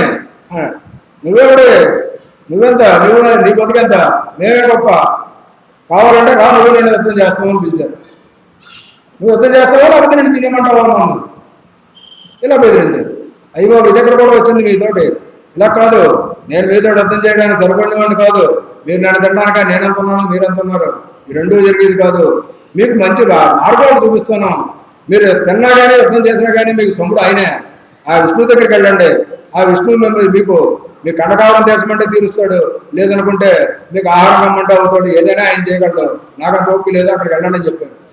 ఈ బ్రహ్మగారి దగ్గర నుంచి వీళ్ళు విష్ణువు దగ్గరికి వెళ్ళి లోపల ఈయన మహామాయని స్తుతించాడు. ఆ స్తుతించినటువంటి శ్లోకాల్లో స్తోత్రంలో ఒక స్తోత్రం చెప్పుకున్నాం, ఒక శ్లోకం చెప్పుకున్నాం. కాళరాత్రిర్మోహరాత్రిశ్చ మహారాత్రిర్మోహరాత్రిశ్చ దారుణ త్వం శ్రీస్త్వమేశం త్వం హేస్వం బుద్ధిర్బోధల లక్షణ అనేటువంటిది ఆ శ్లోకంగా. దానికి అర్థం ఏంటంటే కాలరాత్రివి నువ్వే, మహారాత్రివి నువ్వే, మోహరాత్రివి నువ్వే. ఇక్కడ ఈ కాలరాత్రి, మహారాత్రి, దారుణ అని ఇంకొక రాత్రి, ఈ 4 అమ్మవారికి చాలా ఇష్టమైనటువంటి రాత్రులు. ఆ వాటిల్లోనే ఒకటి ఈ యొక్క అమావాస్యలు చెప్పుకుంటూ ఉంటాం, అందులో ఒకటి దీపావళి, ఒకటి పోలాల అమావాస్య, ఇలాగ మొత్తానికి 4 రకాల రాత్రులు అమ్మవారికి ఇష్టమైనటువంటివి ఉన్నాయి. అలాగే మనం ఈ నవరాత్రుల కారణంగా చెప్పుకుంటున్నాం కాబట్టి నవరాత్రులు కూడా దేవీ నవరాత్రులు, దేవీ నవరాత్రులే 4 రకాలు ఉన్నాయి. అందులో మనకు ప్రసిద్ధంగా ఇప్పుడు కాస్త కోస్తో మనకి ఇక్కడ వ్యవహారికంలో ఉన్నవి 2 రకాలు. అది ఒకటి వసంత నవరాత్రులు, రెండోది దేవీ నవరాత్రులు, లేదంటే శరణ నవరాత్రులు అంటారు. శరణ నవరాత్రులు అంటే శ్రావణ మాసంలో మొదటగా, ఆశ్వేజ మాసంలో మొదటగా వచ్చేది శరణ నవరాత్రులు అంటాం. శరణ నవరాత్రి శీతాకాలంలో వచ్చేది. అట్లాగే వసంత నవరాత్రులు అంటే ఉగాది మొదలుకొని 9 రోజులు. ఈ ప్రవచనం చెప్పాలి అనేటువంటి పిచ్చి కూడా నాకు అక్కడి నుంచే మొదలైంది. ఈ యొక్క ప్రవచనాలు నేను యూట్యూబ్లో అప్లోడ్ చేశాను. నేను ఇదివరకు చేసినటువంటి ప్రవచనాలని అవి ప్రవచనాలుగా చేయలేదు, పుస్తకం చూసి పుస్తకంలో ఉన్నటువంటిది ఏది మిస్ అవ్వకుండా చెప్పుకొని వచ్చాను. అలా చెప్పేటప్పుడు ఈ యొక్క అమ్మవారి యొక్క చరిత్ర అంటే దేవి భాగవతం అనేటటువంటి కథ ఏదో ఇలాంటి నవరాత్రులలో చదవడం చాలా మంచిది అని విన్న తర్వాత వసంత నవరాత్రుల్లో నేను మొదలుపెట్టాను. మొదటి రోజు పాఠ్యం నాడు మొదలుపెట్టి 9వ రోజు నవరాత్రి అయిపోయేటప్పటికి 10 రోజులు పూర్తి అయ్యేటప్పటికి మొత్తం ఆ యొక్క దేవి నవరాత్రి యొక్క దేవి భాగవతం కథనంతటిని కూడా మొత్తం 170 పేజీలకు బాగా, అంటే ఒక్కొక్క భాగం అరగంట చొప్పుని 170 భాగాల దాకా వచ్చినట్టుంది.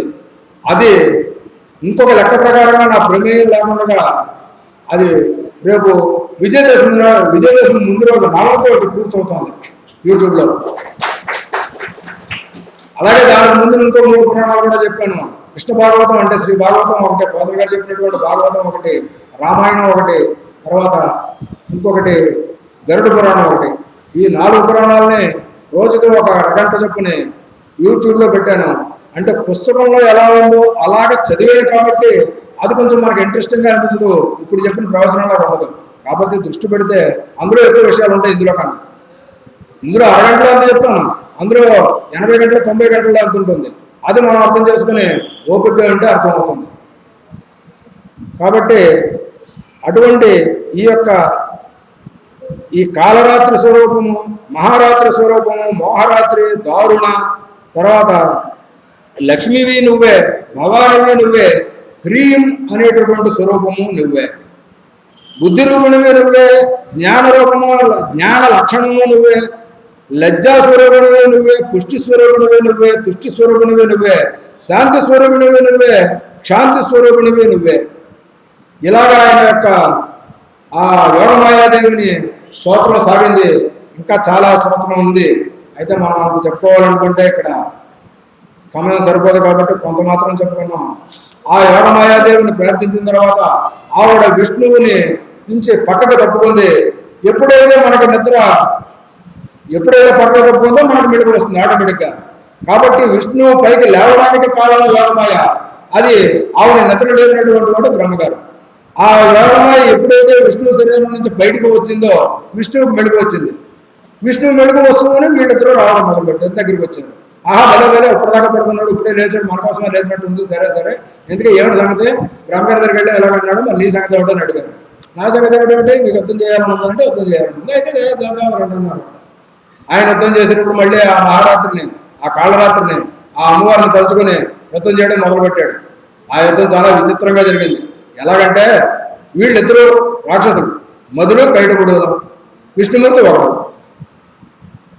మధువు ఒకసారి వచ్చేట, ఆయనకు మధువు ఓపుకున్నంతసేపు విష్ణుమూర్తి యుద్ధం చేసేట. ఈ మధువుకు ఓపు తగ్గిపోగానే కైటపుడు వచ్చేవాడు, మధువు పక్క వెళ్ళిపోయేవాడు. వాడు విశ్రాంతి తీసుకునేవాడు, అప్పటిదాకా వీడు విశ్రాంతి తీసుకునేవాడు. వీళ్ళిద్దరు పుట్టిన వారు ఒక్కొక్కరు అటు ఇటు మారుతూ ఒక్కొక్కరుగా యుద్ధానికి వస్తున్నారు. ఇద్దరికే బలమైనప్పుడు ఇద్దరు కలిపి వస్తున్నారు ఈయన మీదకి. అలా యుద్ధం చేస్తూ వచ్చేట. విష్ణువుకి మాత్రం విశ్రాంతి లేదు, కంటిన్యూగా యుద్ధం చేస్తూ ఉన్నాడు. ఒకరోజు, ఒక నెల, ఒక వారం, ఒక నెల, ఒక సంవత్సరం, ఏం కాదండి 5,000 సంవత్సరాలు కంటిన్యూగా యుద్ధం చేసేట వాళ్ళిద్దరితోటిని.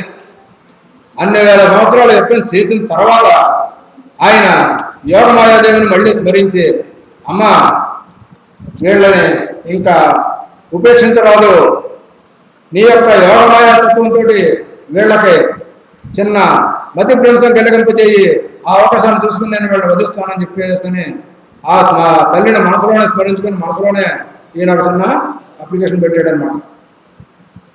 అలా పెట్టిన వెంటనే ఆ యోగమాయాదేవి వాళ్ళకి చిన్న మతి భ్రంశం చేసింది. ఆ మతి భ్రంశం చేసింది అనేటువంటిది విష్ణుమూర్తి గ్రహించి వెంటనే ఏమన్నాడంటే, ఓ మధుకైడు వెళ్ళారా, మీరు చాలా బలవంతులు, చాలా బాగా యుద్ధ నైపుణ్యం ఉన్నవారు, కాబట్టి మీరు చాలా బాగా యుద్ధం చేస్తున్నారు నాతోటి, కాబట్టి నేను ఏదైనా వివరిస్తాను కూర్చోండి అని చెప్పాడు. ఇప్పుడు మరి యోగమాయా శక్తి వాళ్ళ మీద ప్రభావం ఉంది కదా. వాళ్ళు ఏమన్నారంటే, నువ్వెంత, నీ యుద్ధం ఎంత, నువ్వు నాకు వివరం ఇచ్చేదండి, మేమే నీకు వివరం ఇస్తాం కోరుకోమన్నారు వాళ్ళు. ఇది చాలా విచిత్రం కదా.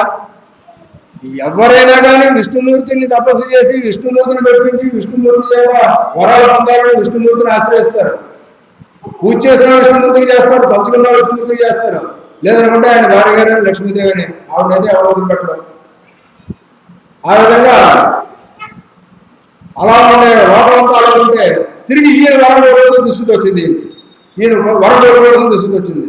సరే, ఇదే అతను యోగమాయాదేవి మళ్ళీ మనకు అనుకూలంగా మనం చెప్పినటువంటి ప్రార్థనను అనుకూలించింది కాబట్టి దీన్ని మనం పాడు చేసుకోకూడదనే ఉద్దేశంతో ఆయన ఏమని అడిగాడంటే, మీ ఇద్దరు నా చేతిలో చచ్చిపోయే వరమని అడిగాడు. ఓహో భలే చిక్కు వచ్చింది, ఇదంతా ఏదో చిత్రంగానే ఉంది, నువ్వేదో మంచి కండకావడంతో ఉండి బాగా యుద్ధం చేసావు అనుకున్నాను, మా ఇద్దరితో నువ్వు 2,000 సంవత్సరాలు విశ్రాంతి లేకుండా తపస్సు చేసి ఉంటే ఇంత బలవంతులు అనుకున్నాను, కాదే బాగా తెలివి కూడా ఉంది నీకు, వరం అంటే మమ్మల్ని చచ్చిపోవాలని వరం కోరుకుంటున్నావా, అంటే నువ్వు యుద్ధంలో చంపలేక మనం ఎలా వరం కోరి మమ్మల్ని వంచిస్తున్నావా అని అడిగారు. మీరు వరం కోరుకోమన్నారు, నేను కోరుకున్నాను, మీరు ఇస్తేనేవ్వండి లేదంటే యుద్ధం చేయండి అని చెప్పాడు. అదే వరం కోరుకున్నాం కదా, వరం ఇస్తానని చెప్పాం కాబట్టి మేము మాట తప్పము, కాబట్టి చచ్చిపోకూడదు, మాట తప్పకూడదు. వీళ్ళు జాగ్రత్తగా కొంచెం బుద్ధి పెట్టి ఆలోచించారట. ఏమిటి ఆలోచించారంటే ఎటు చూసినా నీళ్లే కనపడున్నాయి. అది మహానాళం, ఆయన మర్రాక మీద పడుకుంటున్నాడు. అక్కడే ఉండగానే వాళ్ళ నీళ్ళ మీద యుద్ధం చేస్తున్నారు వాళ్ళు. భూమి ఎక్కడ లేదు, పైన చూస్తే ఆకాశం ఉంది, ఇంకేమీ లేదు. ఆ చివరిని ఎక్కడో చిన్న తామర మీదేమో బ్రహ్మగారు ఉన్నారు తప్ప ఇంకెవరు లేరు, ఏమీ కనపడలేదు. ఇలాంటి పరిస్థితుల్లో ఓహో పైన చూస్తేనేమో గాలి ఉంది, ఆధారం లేదు, కింద చూస్తే నీరు తప్ప ఆధారం లేదు. ఈ నీరు గాలి కాకుండా ఆధారం ఏదైనా ఉండి తడి పొడి లేకుండా ఉన్నటువంటి చోటు ఏదైనా ఉంటే అటువంటి చోటులో నన్ను చంపడానికి మేము ఒప్పుకుంటామని చెప్పేసి వాళ్ళు అన్నారు. ఓహో దానికే ఉంది అని చెప్పి విష్ణుమూర్తి తన శరీరాన్ని పెంచాడు. ఆ నీళ్ల పైన తన శరీరం తొడలో విశాలమైనటువంటి తొడను చేసి వాళ్ళిద్దరిని ఆ తొడల మీద పట్టుకుని ఓ చేతితో పట్టుకుని తన సుదర్శన చక్రంతో వాళ్ళిద్దరిని సంహారం గావించాడు. ఆ విధంగా ఆ యొక్క యోగమాయాదేవి యొక్క సహకారంతో మధుకైటకులందరినీ 5000 సంవత్సరాల యుద్ధానంతరము విష్ణుమూర్తి సంహరింపగలిగాడు. అలా చేసిన తర్వాత మళ్ళీ దేవతలందరూ కూడా ఇంకా అప్పటికి సృష్టి మొదలవలేదు కాబట్టి ఆ విధమైనటువంటి శక్తి కలిగినటువంటిది మహామాయాదేవి కాబట్టి ఆవిడని ఆశ్రయించండి అని చెప్పి ఈ సుమేధ అనేటువంటి ఋషి ఈ సురథ మహారాజుకి సమాధికి చెప్పడం జరిగింది.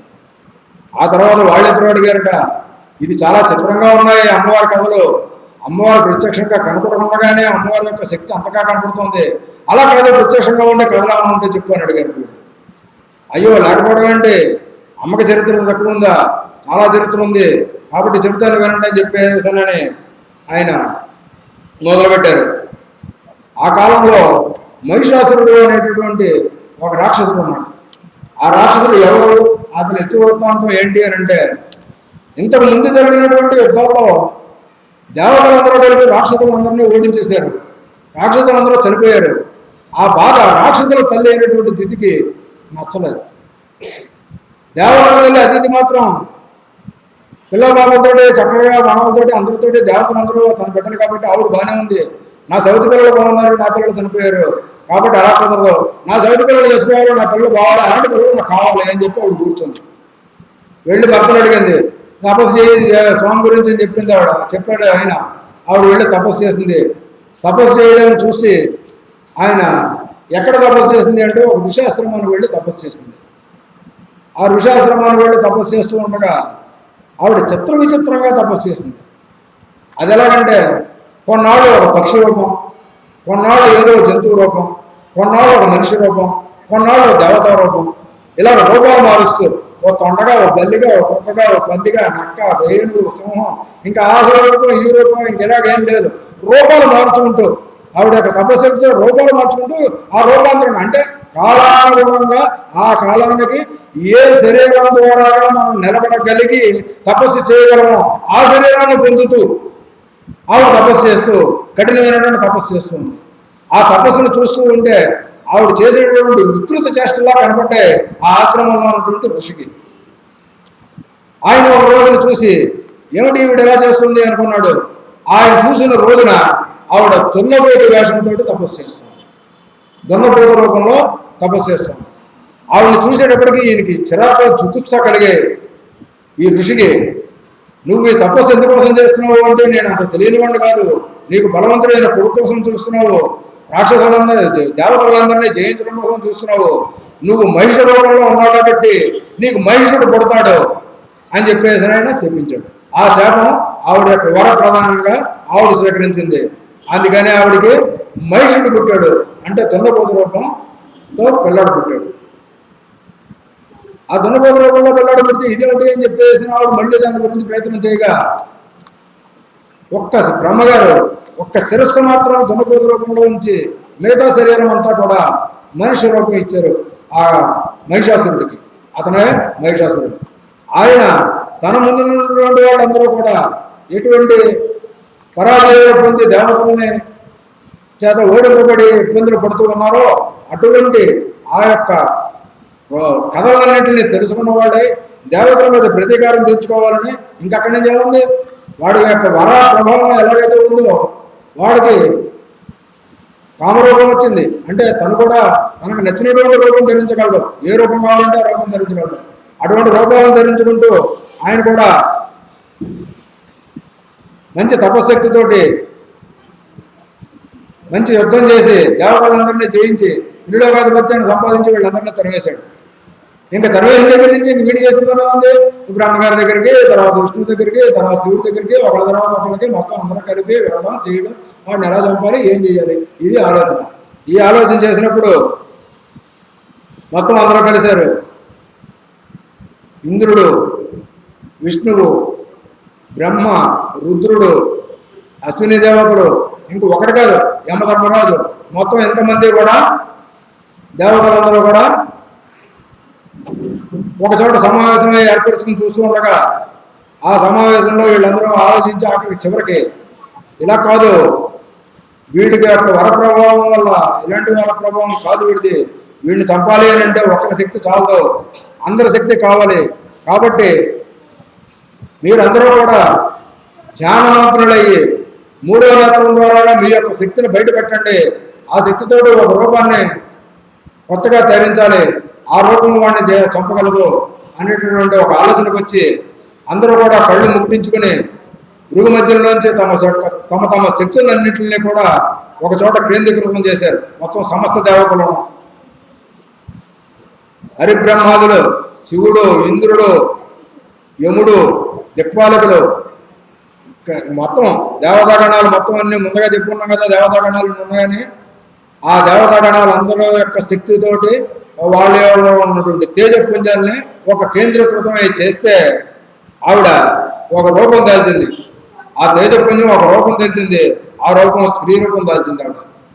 అటువంటి ఆ స్త్రీ రూపానికి శిరస్సు శివుని యొక్క తేజస్సు. ఆ రూపం చెప్తున్నాను, ఆ రూపంలో ఏ ఏ భాగము ఏ ఏ యొక్క దేవతలో చెప్తున్నారు ఇక్కడ, అది జాగ్రత్తగా వినండి. ఇటువంటి కథలు విన్నంత వల్ల మాత్రమే అనంతమైనటువంటి ఫలితాలు ఉన్నాయి అని చెప్పి ఈ యొక్క పురాణంలో ఆ మహర్షులు చెప్పారు, దేవతలు చెప్పారు, అమ్మ చెప్పింది స్వయంగా. కాబట్టి మనం నమ్మి తీరాలి. వస్తాయా? ఈ కథ వింటే ఏముంది, రాక్షసులు చంపుకున్నారు, పొడుచుకున్నారు అంతే కదా అనుకుంటే అలా కుదరదు. అయితే మనం ఇలా కథకి మన భాషకి మనం ఇలా చెప్పుకుంటున్నాం, కానీ అందులో ఉన్న శ్లోకాలని యథావిధిగా చెబితే కనుక బీజాక్షరాలు ఫలించిన ఫలితమే. ఈ శ్లోకాలతోటే చండీ హోమం చేస్తారు. ఈ సప్తశతిలో ఉన్నటువంటి 700 శ్లోకాలతోటే చండీ హోమం చేస్తారు. కాబట్టి అవన్నీ పూర్తిగా మంత్రాలు. అటువంటి ఆ శివుని తేజస్సుతోటి ఆవిడ యొక్క ముఖం తయారైంది, యముని తేజస్సుతోటి ఆవిడ యొక్క వెంట్రుకలు తయారయ్యాయి, విష్ణువు తేజస్సుతోటి ఆవిడ యొక్క చేతులు తయారయ్యాయి, చంద్రుని తేజస్సుతోటి చనుగవలు తయారయ్యాయి, ఆమె యొక్క ఇంద్రుడి తేజస్సుతోటి ఆమె యొక్క నడుము తయారైంది, వరుణుడి తేజస్సుతోటి పిక్కలు తొడలు తయారయ్యాయి, భూమి తేజస్సుతోటి కటి ప్రదేశం తయారైంది, బ్రహ్మ యొక్క తేజస్సుతోటి పాదాలు తయారయ్యాయి, సూర్యుని తేజస్సుతోటి పాదముల యొక్క వేళ్లు తయారయ్యాయి, వసువుల యొక్క తేజస్సుతోటి చేతుల యొక్క వేళ్లు తయారయ్యాయి, కుబేరుల యొక్క తేజస్సుతోటి ముక్కు తయారైంది, బ్రహ్మ అంటే ప్రాజాపత్యం, ప్రజాపతి యొక్క తేజస్సుతోటి దంతాలు తయారయ్యాయి, అగ్ని తేజస్సు చేత కళ్ళు 3 కళ్ళు తయారయ్యాయి, సంధ్య ఉదయ సంధ్య సాయం సంధ్య అనేటువంటి సంధ్యాదేవతల యొక్క తేజస్సుతోటి కను బొమ్మలు తయారయ్యాయి, అలాగే వాయువు చేత చెవులు తయారయ్యాయి. అలా మిగతా అందరి దేవతల వల్ల మిగతా అన్ని రకాల వాళ్ళు ఏర్పడి ఆమె యొక్క దేవతా స్వరూపాన్ని దాల్చింది. ఆ యొక్క యోగమాయాదేవి ఆ యొక్క రూపాన్ని దాల్చింది. ఆ రూపమే యోగమాయాదేవి అన్న, కాళరాత్రి అన్న, ఇంకా వాటి యొక్క పేర్లు కూడా ముందు ముందు చెప్తాను, ఎన్ని పేర్లు ఉన్నాయో. ఇందాక 9 పేర్లు చెప్పుకున్నాం, ఇంకా ఉన్నాయి. ఆ పేర్లు కూడా చెప్పుకున్నాం తర్వాత. అవతారాలు ఏ ఏ అవతారాలు ఏ ఏ కాలంలో ఏ ఏ పేరుతోటి ఎన్ని అవతారాలు ఉన్నాయో అమ్మ ఇందులో చెప్పింది. అవన్నీ ఎదురు వస్తూ ఉంటాయి, విందాం. ఏదన్నా ఉన్నది మాత్రం ఒక్కటే పరమాత్మ. ఆ పరమాత్మనే మీరు శివుడు అనండి, విష్ణువు అనండి, రుద్రుడు అనండి, లేకపోతే అమ్మ అనండి, వినాయకుడు అనండి, మీకు నచ్చిన పేరు పెట్టుకోండి. కాకపోతే దయచేసి మరి ఇది కూడా ఈ దేవస్థానంలో కూడా సాయిబాబా ఉన్నాడు కాబట్టి కొంతమందికి నచ్చకపోవచ్చునేమో, కానీ అటువంటి పురాణోక్తంలో లేనిటువంటి దేవతా స్వరూపాన్ని దేవతలుగా భావించకూడదు అనేటటువంటిది శాస్త్రవచనం, నేను చెప్పేది కాదు. ఇక ఆ రకమైనటువంటి సముద్రుడు వాడిపోని తామరల యొక్క మాలనిచ్చేట. ఆ మాలలో కొన్ని మెళ్ళ వేసుకుంది, కొన్ని తలకు చుట్టుకుంది, కొన్ని చేతులకు చుట్టుకుంది ఆవిడ. హిమవంతుడు సింహాన్ని ఇచ్చేట. మరి హిమవంతుడు అంటే అడవులకు రాజు, అడవుల్లో అతి బలమైనటువంటిది సింహం. ఆ అడవుల్లో ఆయనకు దొరికేది సింహం. ఆయన సింహాన్ని ఇచ్చాడు ఆవిడికి వాహనంగా. కుబేరుడు మధ్య పాత్రను ఇచ్చాడండి. మధువు అంటారు, మధువు తాగుతుంది. దేవతలందరూ తాగేటటువంటి అమృతం ఏదైతే ఉందో దాని పేరే మధువు అంటారు. ఆ అమ్మ మధువు తాగుతూ యుద్ధం చేస్తూ ఉంటుంది, ఎదరు చూదురు కానీ వినడం కాదు. ఆ మధ్య పాత్రను కుబేరుడు ఇచ్చాడు. ఆ తర్వాత దేవతల కోరిక మేరకి మహిషాసురునితోటి యుద్ధం చేయడానికి బయలుదేరింది. ఆ బయలుదేరుతూ ఆవిడ యొక్క కేక వేసిందిట భయంకరమైనటువంటి. మన వాళ్ళు అప్పుడప్పుడు టీవీలోనే లేకపోతే ఇంకో చోట వస్తుంటారు కదా ఈ అనుకుంటున్నాం, అలాగేదో పెద్ద శబ్దం చేసిందిట. ఆ శబ్దం తర్వాత ఆవిడ యొక్క వాహనమైనటువంటి సింహ శబ్దం చేసిందిట. ఆ శబ్దాలకి విపరీతమైనటువంటి భూమి కనిపించిందిట. ఆకాశంలో మెరుపులు పురుగులు వచ్చేట, మొత్తం భయోత్పాదాలన్నీ కనపడుతున్నాయట. ఏమిటి ఇవన్నీ అనుకుని ఆ మహిషాసురుడికి కనపడ్డాయి ఇవన్నీ. ఓహో ఇదేమిటి అని చెప్పేసి ఇదేదో తేడాగా ఉంది, అందరూ తయారవ్వమని చెప్పేసి ఈ సౌండ్లు వినేటప్పటికీ ఆయన యుద్ధానికి సన్నద్ధమైపోయాడు. ఆయన సేనాధ్యక్షుడు పేరు చిక్షురుడు. మహిషాసురుడు యొక్క సేనాధ్యక్షుడు చిక్షురుడు. ఆయన ఉదగ్రుడు చామరుడు అనేటువంటి వాళ్ళతోటి చతురంగ బలాలు అంటారు. అంటే కొంతమందికి చెప్పాలి కాబట్టి, లేకపోతే ఒకసారి స్మరించుకోవాలి కాబట్టి, రథ గజ తురగ పదాతి దళాలని చతురంగ దళాలు అంటారు. రథముల మీద కొంతమంది యుద్ధం చేస్తారు, ఏనుగుల మీద ఉండి కొంతమంది యుద్ధం చేస్తారు, గుర్రాల మీద ఉండి కొంతమంది యుద్ధం చేస్తారు, నేల మీద నడిచి కొంతమంది యుద్ధం చేస్తారు. ఈ 4 రకాల దళాలని చతురంగ దళములు అంటారు. అటువంటి సేనలతో బయలుదేరి 60,000 రథాలతోటి బయలుదేరట. ఎన్ని రథాలండి? 60,000 రథాలతోటి. అంటే ఏ బలం ఎంత ఉంటే మిగతా బలం ఎంత ఉన్నది అనేది లెక్క ఉంది. ఇన్ని లక్షలు పదార్థ దళం ఉంటే ఇన్ని అశ్వదళాలు ఉండాలి, ఇన్ని అశ్వదళం ఉంటే ఇంత గజబలం ఉండాలి, ఇంత గజబలం ఉంటే ఇన్ని రథాలు ఉండాలి. దీనికి ఒక లెక్క ఉంది. యుద్ధతంత్రం ప్రతి రాజు పాటించవలసిన వాళ్ళు.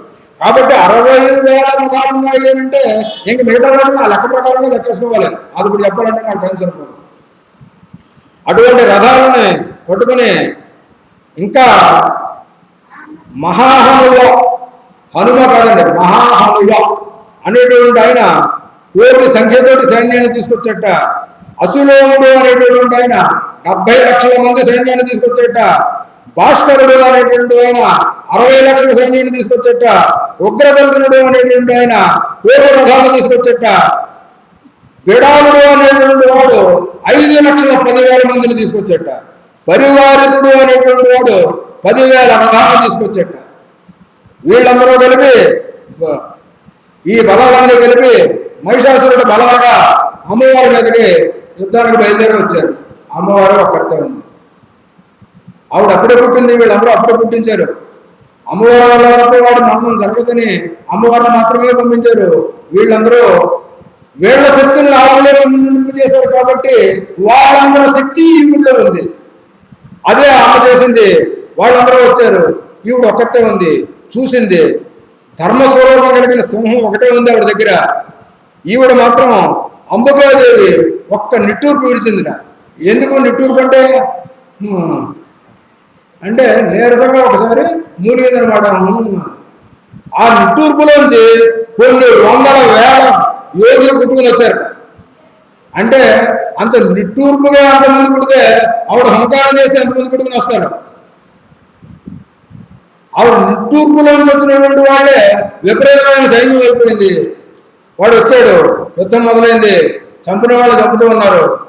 అమ్మవారు మహిషాసురుడిని బళ్ళెంతో పొడిచింది. మహిషాసురుడు చనిపోయాడు. మహిషాసురుడు చనిపోయిన తర్వాత అమ్మ యుద్ధం చేస్తుంది. అమ్మకి నేను కష్టం కలిగించలేదంటే అమ్మ కాదు యుద్ధం చేయవలసింది, నేను చేస్తానని చెప్పేసి మొత్తం ఈ సేన అంతనే అమ్మవారి యొక్క సింహం చంపేసిందిట. తిన్నవాళ్ళు తినేసిందిట, కొడుకు వాళ్ళు కొరికేసిందిట, కొడుకు వదిలేసిన వాళ్ళు వదిలేసిందిట, చేతులతో చీల్చేసిన వాళ్ళు చేతులతో చీల్చేసిందిట. అరిపులకు కొంతమంది చచ్చిపోయారు, అరిపులు కొంతమంది భయపడి పారిపోయారు. ఈ తరంగం అంతా చూడలేక ఛానళ్ళన్నీ చల్లా చెదిరైపోయి చివరికి ఒక్కరు కూడా మిగలలేదు అక్కడ. ఆ విధంగా మహిషాసురుడు యొక్క అంతం చేసింది. అటువంటి ఆ మహిషాసురుడు మర్దిని చేసినటువంటి అమ్మవారిని దేవతలందరూ స్తోత్రం చేశారు. మనం వింటూ ఉండగా ఇప్పుడు ఆ స్తోత్రం ఇలాంటి ఇత్యాది చాలా స్తోత్రాలు చేస్తూ వచ్చారు. ఆ స్తోత్రాల్లో అన్ని దిక్కులకి నీవే అధిపతివి. అన్ని దిక్కులు అంటే దిక్కులు ఏంటండి? మనకందరికీ తెలుసున్నది ఏమండి? 8 కాదు, చాలా మంది 4 అంటారు. 8 కూడా కాదు, 10 దిక్కులు. భూమి ఆకాశంతో కలుపుకుంటే తూర్పు పడమర, దక్షిణ ఉత్తరము, ఈశాన్యము, వాయువ్యము, పడమట, నైరుతి, ఏ విధంగా వీటితో పాటు ఓర్ధము, అధము మొత్తం అన్ని కలిపితే 10 దిక్కులు. 10 దిక్కుల నుండి ఉన్నటువంటి తల్లి నువ్వే. వీళ్ళందరూ, ఈ దేవతలందరూ కూడా అమ్మవారిని స్తోత్రం చేస్తూ ఉన్నారనమాట. అన్ని రక్షణల నుంచి, అన్ని దిక్కుల నుంచి మమ్మల్ని రక్షించు అంటే ఇంక రక్షించడం చూడకూడదండి. అంటే బాధ్యత నీదే, నువ్వే మమ్మల్ని కాపాడుతూ ఉంది ఎల్లప్పుడూ. స్తోత్రం చేసేది ఏంటంటే వాళ్ళు అడిగేది అది. భయంకరమైన శక్తుల చేత రక్షించు. మేము భయపడుతున్నాం, మేము ఎక్కడైనా భయపడ్డామంటే చాలు, మేము భయపడుతున్నాం, మేము చెప్పక్కర్లేదు, అమ్మ రక్షించండి అని అడగక్కర్లేదు, నువ్వు రక్షించే. అది మాత్రం మాకెందుకు, అడగమనే పని కూడా మాకు అక్కర్లేదు, నువ్వే రక్షించే అంటే చేసేవాడు ఉంటే అలాగే మీద ఎక్కుతూ ఉంటారు కదా. ఆ విధంగా ఈ సమస్త భూమి అందరినీ కూడా ఎక్కడైనా కానీ మమ్మల్ని రక్షించు. వాళ్ళు అనడానికైతే ఈ సమస్త భూమి అంటున్నారు, ఆ యుద్ధం జరిగింది భూమండలం మీద కాబట్టి. కానీ ఎన్ని భవన పాండాలు ఉన్నాయో, ఎన్ని లోకాలు ఉన్నాయో, అన్ని లోకాలను కూడా మమ్మల్ని రక్షిస్తూ ఉండు అని నందనము అనేటటువంటి వనం నుంచి కొన్ని పూలదండలు తెచ్చి అమ్మవారిని పూజ చేశారట. వనాలలోంచి అనేక సుగంధ ద్రవ్యాలను తెచ్చి అమ్మవారికి లేపనం గావించి అమ్మవారిని పూజించారట. ఆవిడ సంతోషపడి ఆ యుద్ధం చేసినటువంటి ఆ అలసటని ఈ పూలదండల యొక్క సువాసనకి, ఈ సుగంధ ద్రవ్యాల యొక్క మైపోతలకి, ఒళ్ళు నొప్పులు లాంటివి ఇలాంటివి ఆవిడకు ఉంటాయా మనం అనుకోవడానికి. ఇవన్నీ రాసిన తర్వాత తగ్గింది, శాంతపడింది అని మనం అనుకోవడానికి, చెప్పుకోవడం. వాడు రాశారు కాబట్టి మనం ఇలా చెప్పుకోవడం అంతే. ఆవిడకి ఏం అలసట ఉండదు. అటువంటి ఆవిడ సరే ప్రసన్నత పొంది మీకేం కావాలో వరాలు కోరుకోమంది. వీళ్ళు వరాలు ఏం కోరుకుంటారు, వీళ్ళకి కావాల్సింది ఏముంటాయి, ముందు కోరుస్తారు కదా. ఎవరైనా వస్తే మమ్మల్ని రక్షించు, మమ్మల్ని ఎవరో కొట్టకూడదు, మమ్మల్ని ఎవరో చంపకూడదు, మేము మాత్రం తింటాం, పడుకుంటాం, సుఖం పొందుతాం, ఇలాగే ఉండండి, మమ్మల్ని ఇలాగే ఉంచు, మా సుఖానికి ఏ లోటు లేకుండా చూసుకో. ఎప్పుడైనా ఎవరైనా రాక్షసులు వచ్చాడంటే నేను కలుసుకుంటాం, దండం పెడతాం, కూర్చోవాడిని చంపి. ఇది వాళ్ళు అడిగినటువంటి కోరిక. అలాగే నేను చెప్పింది అమ్మ. ఆ కోరిక చెప్పిన తర్వాత ఈ స్తోత్రాల్లో ఈ యొక్క శ్లోకాలు, లేకపోతే ఈ కథ, లేకపోతే ఈ యొక్క చరిత్ర ఎవరైతే వింటారో, ఎవరైతే స్తుతిస్తారో, నోటితోటి చెబుతారో వాళ్ళకందరికీ కూడా ధనము, భార్య, పుత్రులు, సమస్త అభివృద్ధి, ఐశ్వర్యము అందరికీ ఇచ్చి అందరితోటి ప్రసన్నరాలుగా ఉండి అందరి యొక్క యోగక్షేమాలని ఆయన చెప్పాడు కదా. యోగక్షేమం వదామ్యహం శ్రీకృష్ణ భగవానుడు చెప్పాడు. ఆ విధంగానే అందరి యొక్క యోగక్షేమాలని ఆవిడ చూసుకుంటూ ఉంటుంది అనేటటువంటిది ఇప్పటి వరకు చెప్పుకున్నటువంటి ఈ కథకి ఫలితం. ఆ తర్వాత ఇది ఇలా కాదు, ఇంకా చరిత్ర చెప్పాలి, ఇంకా చరిత్ర వినాలనుంది మాకు, ఇంకా అమ్మవారి యొక్క చరిత్ర చెప్పు అని చెప్పేసి ఈ సురధుడు అనేటువంటి రాజు, సమాధి అనేటువంటి ఆయన ఇద్దరు కలిపి ఆ సుమేధ అనేటువంటి ఋషిని, అలాగే కౌష్టికి అనేటువంటి ఆయన మార్కండేయుడిని అడగ్గా మళ్ళీ తర్వాత ఇంకో కథ చెబుతూ ఉన్నారు. ఇలాగే ఈ మహిషాసుర వంశంలో తర్వాత పుట్టినటువంటి వాళ్ళలో కావచ్చు, లేదనుకుంటే ఒక చోట నేను చదివింది దాని ప్రకారంగా సుందోపసుందుల యొక్క కుమారులుగా ఇద్దరు శుంభులు అనేటటువంటి ఇద్దరు రాక్షసులు పుట్టారు. వాళ్ళు తపస్సు చేశారు. వాళ్ళు చేసేటటువంటి పని అంతా కూడా తపస్సు ఎందుకోసం చేస్తున్నారు అని అంటే, నాకు కనబడినంతా నాకు కావాలి, నన్ను ఎవరో ఏం చేయకూడదు, ఎవరైనా వస్తే నేను వాడిని చంపేయాలి, నాకేం కాకూడదు, నేను మాత్రం చావకూడదు, ఎవరెవరుకున్నా ఇంతే. వీళ్ళు ఆ రకంగానే ప్రయత్నం చేశారు. కానీ అలా కుదరదని చెప్తే వాళ్ళు అడిగినటువంటి కోరిక ఏమిటి అడిగారంటే, ఒక్కొక్కడికి ఒక్కొక్క చిత్రమైనటువంటి కోరికలు. ఒకడేమో నేల మీద చావకూడదు, నింగిలో చావకూడదు, ఇంట్లో చావకూడదు, వీధిలో చావకూడదు, రాత్రి చావకూడదు, పగలు చావకూడదు, ఆయుధాల చేత చావకూడదు, నీళ్లతో చావకూడదు, అగ్ని చేత చావకూడదు. ఇవి ఒకడు కోరుకున్న వరాలు. ఎవరో తెలిసింది కదా, హిరణ్యకశిపుడు కోరుకున్నాడు. ఇంకొక ఆయన నృసింహస్వామి అవతారంతో ఆయన చంపాడు, గోరుతో చీల్చి చంపేశాడు ఆయన. ఇంకొకడు ఎవరో వచ్చారు, ఆయన అయితే ఒక్క శివుడికి పుట్టినటువంటి వాడి వల్ల చావాలి, అమ్మవారి కలయిక ఉండకూడదు. ఒక్క పురుషుడి వల్ల కొడతారు అని ఆయన అడిగాడు. అయినా కానీ వాడు చావపడ్డాడు. ఇంకొకడు పుట్టాడు, వాడేమన్నాడు, ఇద్దరు పురుషుల వల్ల సంతానం కలిగితే వాడి వల్ల చేస్తాను నేను అన్నాడు. వాడు ఎవరైనా ఆయన పేరు కూడా మహిషాసురుడే. మహిషము అనేటటువంటిది అయ్యప్ప స్వామి అరే అయ్యప్ప స్వామి చంపినటువంటి కారణ జన్మం అయ్యప్ప స్వామి ఆ రాక్షసుల కారణంగానే పుట్టాడు.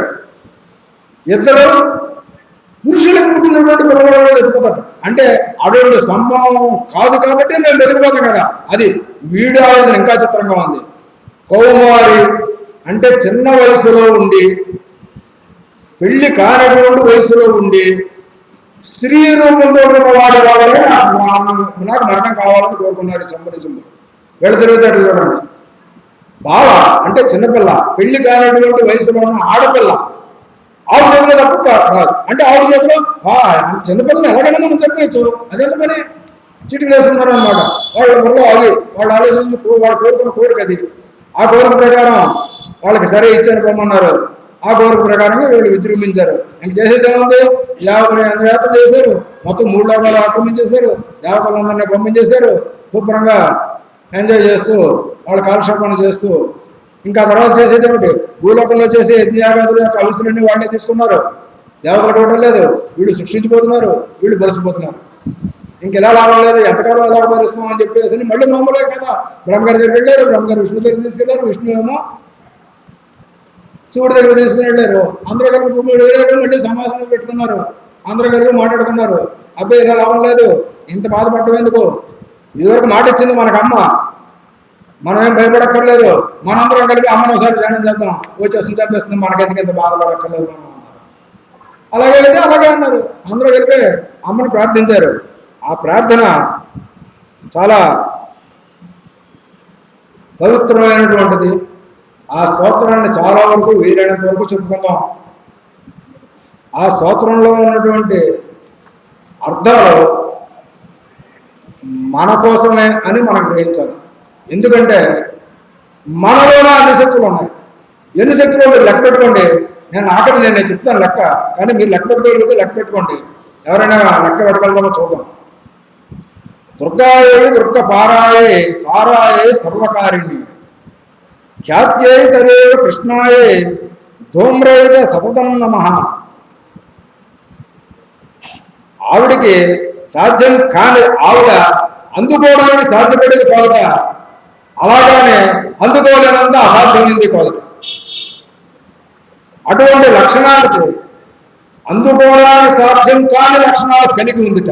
మళ్ళీ చూడండి, ఒకసారి అందుకోకూడదు అమ్మదు అంటున్నాడు, ఒకసారి అందుకునేలాగా ఉంటుందంటున్నాడు, ఒకసారి అందుకోవడానికి మళ్ళీ సులభ సాధ్యంగా ఉండదు అంటున్నారు.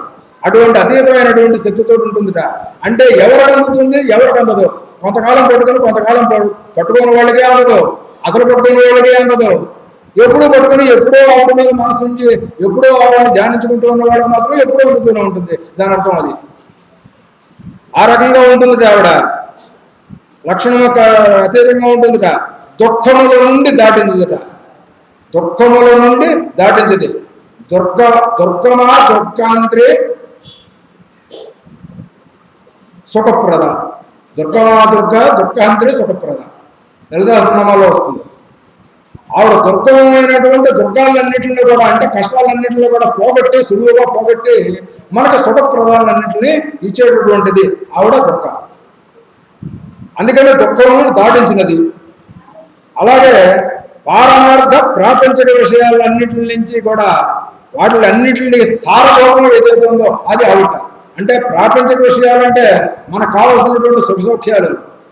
మరి పారమార్థకం అంటే మోక్ష సాధనకు కావలసినటువంటి విషయాలన్నీ కూడా అంటే ఆవిడ. ఇవన్నీ ఎందులో ఉన్నాయంటే వేదాలు. వేదాలే ఆవిడే వేదం. కాబట్టి ఆవిడ వేద స్వరూపిణి, ఆవిడే వేదమాత, ఆవిడే మహాకాళి. కాబట్టి ఆవిడ అక్షర రూపం. అక్షరం అక్షరం అంటే మన వాళ్ళ అక్షరం అంటే ఏముంది, ఇంగ్లీష్లో ఆల్ఫాబెట్లో, తెలుగులో అచ్చులు అల్లులోను, ఇదే కదా. కాదు, ఆ నుంచి క్ష వరకు ఉన్నటువంటి వర్ణమాలని అక్షరం అంటారు. ఆ నుంచి మొదలు క్ష వరకు కలిగినది అక్షరం. ఏదో ఒక అక్షరం కాదు, అన్ని అక్షరాలు కలిపితేనే అక్షరం. ఆ నుంచి క్ష వరకు స్వరూపమే అమ్మవారు. ఆ అమ్మవారు ఆ అక్షర రూపం ఎలా ఉంది అన్నది వేరే పురాణంలో చెప్పబడింది. కానీ ఇప్పుడు అది మనం దాన్ని ముట్టుకుంటే మరి కొంచెం సమయం పడుతుంది.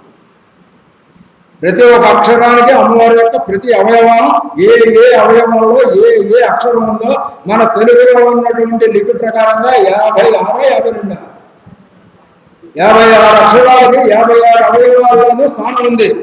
అవే మంత్రాలు, అవే బీజాలు జోడిస్తే అవే మూల మంత్రాలు. అందుకనే ఆవిడ్ని మూల మంత్రాత్మిక. అటువంటి ఆవిడ సర్వ కార్యాలకి చేయ సమర్థత కలిగి ఉంది.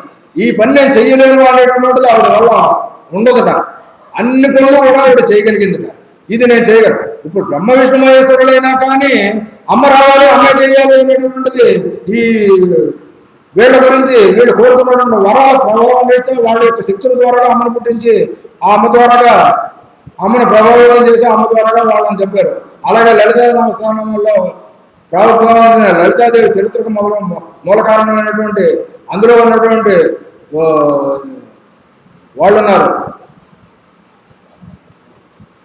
సరే, ఆ రాక్షసులను చంపడం కూడా అమ్మవారైనా ఆవిడ పుట్టువలసి వచ్చింది. బండాసురుడు విశుక్రుడు ప్రాణహారుడు వీళ్ళందరూ వాళ్ళ యొక్క చరిత్ర అదంతా కూడా లలితోపాఖ్యానంలో వస్తుంది. వాళ్ళందరూ మళ్ళీ అమ్మవారు రావాల్సి వచ్చింది. కాబట్టి వాళ్ళు వీళ్ళు కోరుకున్నటువంటి వరాలను బట్టి అమ్మవారు రావాల్సి వచ్చింది. కానీ అమ్మవారు మాత్రం ఎవరో కూడా అమ్మవారి వల్ల కానిటువంటి కోరికలు కూడా వచ్చి ఎవరు కోరుకోలేకపోయారు. అమ్మవారి వరకు వచ్చినటువంటి అమ్మవారు చేశారు. అమ్మవారి వరకు రానటువంటివన్నీ ఈ బ్రహ్మ విష్ణు దేవతలు వీళ్ళే అక్కడ చక్కబెట్టుతూ వచ్చారు ఇప్పటిదాకా.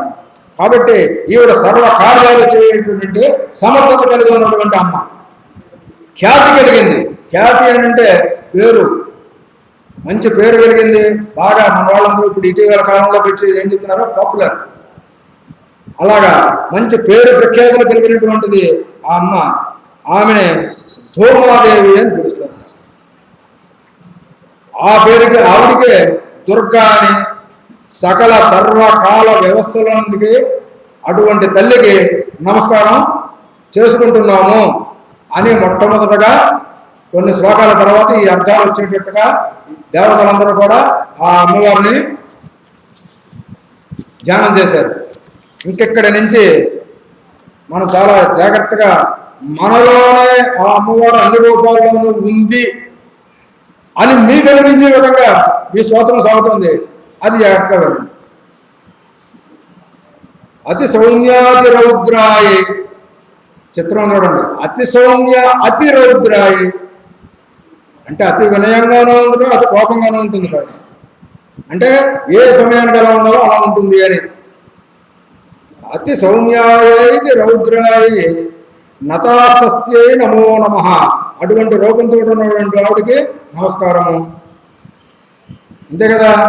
మనం ఎవడన్నా పొగిడితే అబ్బా పర్లేదురండి పని ఎందుకు నీకు నేను ఉన్నాను కదా నేను చేసేస్తున్నాను ఇలా ఉంటుంది. ఇది రెండు అక్షరంలోనే కనపడతాయి. అలాగే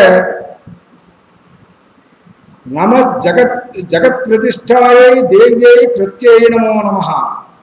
జగత్తులకు ఆధారభూతమైనటువంటి సృష్టి స్థితి సంహారకారణి అయినటువంటి ఓ తల్లి నీకు వందనం. ఆ తర్వాత మనకందరికీ చాలా మందికి తెలిసినటువంటి స్తోత్రంగా ఇక్కడి నుంచి కనపడుతుంది. యాదేవి సర్వభూతేషు విష్ణుమాయేతి స్తబ్దిత నమస్తస్యే నమస్తస్యే నమస్తస్యే నమో నమః. 3 సార్లు చెప్తున్నారండి. నమస్తస్యే లేకపోతే నమో నమః. నమః అని ఒకసారి చెప్తే సరిపోతుంది కదా, కానీ 3 సార్లు చెప్తున్నారు. అంటే ఈ మూడింటిని సూపర్లేటివ్ డిగ్రీలుగా మనం తీసుకోవాలి. వీటిని 3 సార్లు చెప్పారు, 3 సార్లు ఎందుకు చెప్తున్నారని మనం అనుకోకూడదు. మొదటిసారి చెప్పింది సాధారణ అర్థంతో చెప్పారు, రెండోసారి చెప్పింది నువ్వే చేయగలవు అనే అర్థంతో, మూడోసారి ఇంక నీకు అన్నీ ఎవరు లేరు అంటే నేను నీకు దండం పెడుతున్నాను, నీకు ఇంకా దండం పాదాభివందనం చేస్తున్నాను, ఇంకా సాష్టాంగ నమస్కారం చేస్తున్నాను. ఆ అర్థంలో 3 సార్లు నమస్కారం చెప్తూ ఉంటారు ప్రతిదానికి కూడా. ఇన్నిసార్లు మనం చెప్పుకోలేము. ముఖ్యమైనది చెప్పుకుంటూ ఈ నమస్తస్యే మామూలుగా చెప్తున్నాను. అయితే మొదట చెప్పింది ఏంటి? యాదేవి సర్వభూతేషు, సర్వభూతముల యందు. సర్వభూతములు అంటే మీరు నేను మనుషులందరూ కాదండి. పిపీలగాది బ్రహ్మాది పర్యంతం ఉన్నటువంటి ప్రాణకోటి ఏదైతే ఉందో సమస్తమైనటువంటి జంతు జాలము రాయి రప్ప దగ్గర నుంచి కొండ, చెట్టు, చలమ, నీరు, మొత్తం ఈ పంచభౌతికమైనటువంటివి ఎన్ని అయితే ఉన్నాయో అన్ని రకాలైనటువంటి భూతములు అన్నారు. భూతం అంటే ప్రాణము కలిగినటువంటిది. రాయికి ప్రాణం ఉందండి, మీరు రాయి అంటున్నారు. ఉంది, ఖచ్చితంగా ఉంది. రాళ్ళు సైజులు మారుతాయి. రాయికి ప్రాణం ఉంది కాబట్టి మనం ఇక్కడ యంత్రస్థాపన చేసి దేవుడిగా మనం పూజించుకోగలుగుతున్నాం. ఒక బండ రాయిలో కూడా భగవశక్తి ఉంది. అది మనం నమ్మి తీరవలసిన విషయం. అది కొంతమంది ప్రూవ్ చేశారు. ఇలాగే అన్నారు, భూమిలో పుట్టినటువంటి రాయ గంధాత్మకమైనటువంటి శక్తి ఎక్కడి నుంచి వచ్చింది అని అడిగారు. మీరు పంచతన్మాత్రల గురించి చెబుతున్నారు, ఆకాశం శబ్దం ఉంటున్నారు, పిడుగులు వినపడుతున్నాయి. మా మాట మీ దాకా వచ్చి వినపడుతుంది. కాబట్టి శబ్దరూపం ఆకాశతత్వం ఒప్పుకుంటాం. రెండోది వాయుతత్వం స్పర్శ ఒప్పుకుంటున్నాం. మూడోది జలతత్వం అగ్నితత్వం కంటికి కనపడుతుంది, చలనం ఉంది, స్పర్శ ఉంది, అవుతుంది, శబ్దం ఉంది. ఇంక నాలుగోది నీరు, దానికి రసస్వరూపం కూడా ఉంది. అన్నీ ఉన్నాయి దాంట్లో. శబ్దం ఉంది, కదలిక ఉంది, స్పర్శ ఉంది, పారేటువంటి కదిలేటువంటి గుణం కూడా ఉంది. ఇంకా మరి ఐదోది ఈ 4 గుణాలతో కూడా వాసన కూడా ఉందిట. ఆ వాసన మరి రాయిలో చూపించమని అడిగాడు ఆయన. మనవాళ్ళు తయారవుతూ ఉంటారు కదా, ఈ యొక్క ఆస్తికులు అంటాం, నాస్తికులు వేసేటువంటి ప్రశ్నలు అనమాట ఇలాంటివి. ఆ రాయిలో చూపించిన వాసన అంత ఎక్కడ ఉందని అడిగారు వాళ్ళు. అడిగితే బాగా ఎండ కాసే టైంలో చెప్తానని చెప్పినట్టు ఆయన ఎండ కాసేటప్పుడు తీసుకొచ్చేట ఒక పెద్ద బాగా ఎండలో సలసల కాలిపోతున్న రాయిని పెట్టుకొచ్చేట. దాని మీద 2 నీళ్ళ నుంచి ముక్కెట్టేశారన్నమాట. ఆ రాయిలో కూడా వాసన వచ్చింది, ఒప్పుకున్నారు. కావాలంటే మీరు కూడా ప్రయత్నం చేయొచ్చు. కాబట్టి రాయిలో కూడా ప్రాణం ఉంది. అందులో మనం ఏమీ సంశయించాల్సిన పని లేదు. అటువంటి సర్వభూతముల యందు విష్ణుమాయేతి స్తబ్దిత అంటే విష్ణుమాయా రూపంలో ఉన్నటువంటి ఓ తల్లి నీకు నమస్కారం, నమస్కారం, నమస్కారం. తర్వాత చేతనేభ్యదీయతే అంటే యాదేవి సర్వభూతేషు చైతన్యేభ్యదీయతే అంటే చేతనారూపంలో, చేతన అచేతన అంటే కదిలేటువంటి కదలనేటువంటి 2 రకాల రూపంతో ఉన్నటువంటి అంటే చిత్తవృత్తి అంటారు దీన్ని. చిత్తవృత్తి అంటే మన మనసు కోరుకునేటువంటి, ఒకసారి ఇది ఉంటుంది, ఒకసారి అది ఉంటుంది, ఒకసారి ఏమీ ఉండదు, ఒకసారి అన్నీ కావాలి. ఈ యొక్క చిత్తవృత్తి ఏదైతే ఉందో ఆ చిత్తవృత్తి రూపంలో ఉన్నటువంటి ఓ తల్లి నీకు నమస్కారం అంటే ఇప్పుడు మళ్ళీ యాదేవి సర్వభూతేషు మొత్తం అన్ని చెప్పాలంటే చెప్పుకోవాలి. మనకు టైం కుదురుతుంది కనుక ప్రతి ఒక్క పదానికి యాదేవి సర్వభూతేషు మీరు అనుకోండి. తర్వాత నమస్తస్యే నమస్తస్యే నమస్తస్యే కూడా అనుకుంటూ ఉండండి. ఎన్ని రూపాయలు ఉందో చెప్తూ ఉంటాను. ఇప్పుడు ఎన్ని రూపాయలు లెక్కెట్టుకోండి. ఇప్పుడు వరకు లెక్కెట్టుకోకపోతే ఎక్కడి నుంచైనా లెక్కెట్టుకోండి కావాలంటే. ఇక మూడోది ఇప్పుడు చెప్తున్నాను, బుద్ధి రూపేణ సంస్థిత. బుద్ధి మనకు ఉందా లేదా? ఆ బుద్ధి రూపంలో ఉన్నటువంటి అమ్మకి నమస్కారం. మనకే అంటే మనకనే కాదు, యాదేవి సర్వభూతేషు అన్ని బుద్ధి రూపంలో ఉన్నటువంటి అన్ని స్వరూపాల్లో ఉన్నటువంటి అందరిలో ఉన్నటువంటి బుద్ధి రూపంలో ఉన్న ఆ అమ్మకి నమస్కారం. తర్వాత నిద్రారూపేణ, తర్వాత క్షుధారూపేణ. క్షుధ అంటే ఆకలి. ప్రతి ప్రాణి ఉన్న తర్వాత ఆకలి లేకుండా ఉండడం లేదు కదా. చెట్టు కూడా ఆకలి ఉంది. చెట్టు ఆకలి లేకపోతే పెరగదు, నీళ్లు పోయకపోతే దాహం తీరదు, భూమి లేకపోతే మొక్క పైకి పీకితే సాయంత్రానికి చచ్చిపోతుంది. అంటే ఆకలి తింటుందనే కదా అర్థం. అలాగే ప్రతిదీ కూడా దానికి ఆహారం ఉండాలి, ఆకలి ఉండాలి. ఆకలి రూపంలో తల్లికి నమస్కారం. తర్వాత ఛాయారూపేణ నీడ అంటే ఆ నీడనే ప్రాణశక్తిగా మనం భావించుకోవచ్చు. లోపల ఉన్నటువంటి ఏ శక్తి అయితే ఉందో ఆ శక్తే మనకి నీడగా, మనకి చేతనాశక్తిగా ఈ రూపాలన్నింటినీ కలిపినటువంటి ఒక రూపంగా లోపల ఉన్నటువంటిది ఆ ఛాయారూపేణ. ఆ ఛాయారూపంలో ఉన్నటువంటి ఆ తల్లికి నమస్కారం. ఓ తల్లి నీకు నమస్కారం. ఇది దేవతలు చేస్తున్నారు అమ్మవారిని. కాబట్టి మనం కూడా మనలో ఉన్నటువంటి ఆ తల్లికి నమస్కారం అందాం. అందుకని నేను ఇలా చెప్తున్నాను, మనలో ఉన్నటువంటి ఆ రూపంలో ఉన్న ఆ దేవుడికి నమస్కారము అని చెప్తున్నాను. శక్తి రూపేణ ప్రత్యేకించి ఏం చెప్పక్కర్లేదుగా. కాసేపు ఉంటే నేను కొడతారు కూడా ఇంకో గంట పోతే శక్తి ఉంది కనుక. అలాగే తృష్ణారూపేణ. తృష్ణ అంటే కోరికలండి. ఈ కోరికల్లో ఈ కోరిక ఆ కోరిక అనేటువంటి ఎగ్జామ్షన్స్ ఏమీ లేవు, సిగ్గుపడక్కర్లేదు. అన్ని కోరికలు కూడా ఇందులో ఉన్నవే. వస్తువుల దగ్గర నుంచి, సుఖం దగ్గర నుంచి, ఆభరణాల దగ్గర నుంచి, శరీర సౌఖ్యాల దగ్గర నుంచి, స్త్రీ పురుష సంగమం దగ్గర నుంచి ప్రతిదీ కోరికే. తినేటటువంటి తిండి, విహరించేటటువంటి విహారము, వస్తువులు, వాహనాలు అన్నీ ప్రతిదీ. ఎందుకు ఇప్పుడు తింటే మధ్యాహ్నం మళ్ళీ ఇదే కూర ఉండవా? అబ్బే కుదరదు, ఇంకో కూర కావాలి. ఇదంతా కూడా ఏంట్లోకి వస్తుంది? కోరిక. ఈ కోరికల రూపంలో ఉన్నటువంటి ఓ తల్లి నీకు నమస్కారం. క్షాంతి రూపేణ. క్షాంతి అంటే ఓర్పు, సహనం. ఓర్పు సహనం ఎవరికెక్కువ చెప్పగలరా? ఎవరో కాదలేని అంశం చెప్పాలి, చూపించాలి అక్కడ. భూమి కాదు, భూమి క్షమయా ధరిత్రి. అలా కాదు, ఓర్పు అమ్మకున్నంత ఓర్పు ఇంకెవరికి ఉంటుందండి. ఆ అమ్మ కదా మనం చెప్పుకుంటున్నాం. కాబట్టి ఈ అమ్మని ఆ అమ్మగా అనుకోండి, ఆ అమ్మే ఈ అమ్మ. అందుకని మొట్టమొదటి మనం చెప్పుకున్నాం, అమ్మలగన్నయమ్మ మూరమ్మల మూల పుట్టమ్మ. కాబట్టి ఆ అమ్మకున్నటువంటి ఓర్పు సహనము ఉంటేనే మనం ఈ రోజు లేచి తిరుగుతున్నాం. ఆవిడగా ఓర్పు లేకపోతే మనం ఏమో ఎలా ఉండేవాళ్ళం. కాబట్టి ఆ రూపంలో ఉన్న ఆ అమ్మకి నమస్కారం. తర్వాత జాతి రూపేణ. జాతి అంటే ఇక్కడ కుల మత భేదాలు అని కాదు, జాతి అనేది అది కాదు. జాయతే ఇది జాతి, జాయతే ఇది జాతి అంటే పుట్టుక కలిగినటువంటిది ఒక జాతి కలిగి ఉంటుంది. అంటే మనుషుడిగా పుడితే మనిషి, జంతువుగా పుడితే జంతువు. అంటే జంతువులు అంటే మనకు తెలుసున్న చెప్పుకోవాలి అనుకుంటే ఒక కుక్క, పిల్లి, నక్క, తొక్క, ఏనుగో, లేకపోతే ఇంకా ఇలాగే ఓ చెట్టు, ఓ చామ, ఓ మొక్క, ఓ రాయి, ఓ రప్ప, ఓ గుడ్డు, ఏదైనా ఇవన్నీ కూడా అవి పుట్టుక కలిగినవన్నీ కూడా ఒక జాతి. అంటే గుడ్లన్నీ ఒక జాతి, కోళ్ళన్నీ ఒక జాతి, కుక్కలన్నీ ఒక జాతి. ఇదనమాట జాతి అంటే. ఈ జాతి రూపేణ మనలో ఉన్నది. ఎలా ఉంది, ఎలా చెప్పగలం? ప్రత్యక్షంగా చెప్పగలం. మీరు ఒక మామిడి టెంక పట్టుకురండి, మామిడి చెట్టే పెరుగుతుంది, మామిడికాయే కాస్తుంది. అందులో ఆ మామిడికాయ అనే జాతి రూపంలో అమ్మ ఉంది. అలాగే నిమ్మ మొక్క వేస్తే నిమ్మకాయే వస్తుంది. ఒక మనిషికి సంగమం మనిషి వల్ల మనిషే పుడతాడు. ఒక జంతువు సంగమం ఆ జంతువే పుడుతుంది, ఇంకో జంతువు పుట్టదు. అలాగే ఆ జాతి రూపంలో మనలో ఉన్నటువంటి ఆ అమ్మకి నువ్వే ఆ అమ్మవే అని మేము గ్రహించాం. కాబట్టి నీకు నమస్కారం, నమస్కారం, నమస్కారం. ఇంకా లజ్జారూపేణ. లజ్జ అంటే ఏమి కదండి, సిగ్గు. అదేంటండి సిగ్గు రూపంలో అమ్మ ఉండడం అంటే ఉంటుంది అంటే తప్పు పని ఏదైతే చేస్తున్నామో ఆ తప్పు పని చేయడానికి సిగ్గుపడాలి. అది తప్పు పని చేస్తున్నామో అని అమ్మవారు మనలోనే ఉండి హెచ్చరించేటటువంటి ఆ రూపం ఏదైతే ఉందో అది లజ్జారూపం. కాబట్టి శాంతి రూపేణ, శాంతి రూపంగా ఇలాగా. శాంతి అంటే శమము, అంటే ఉపశమనము, రెస్ట్ అంటాం కదా, అది.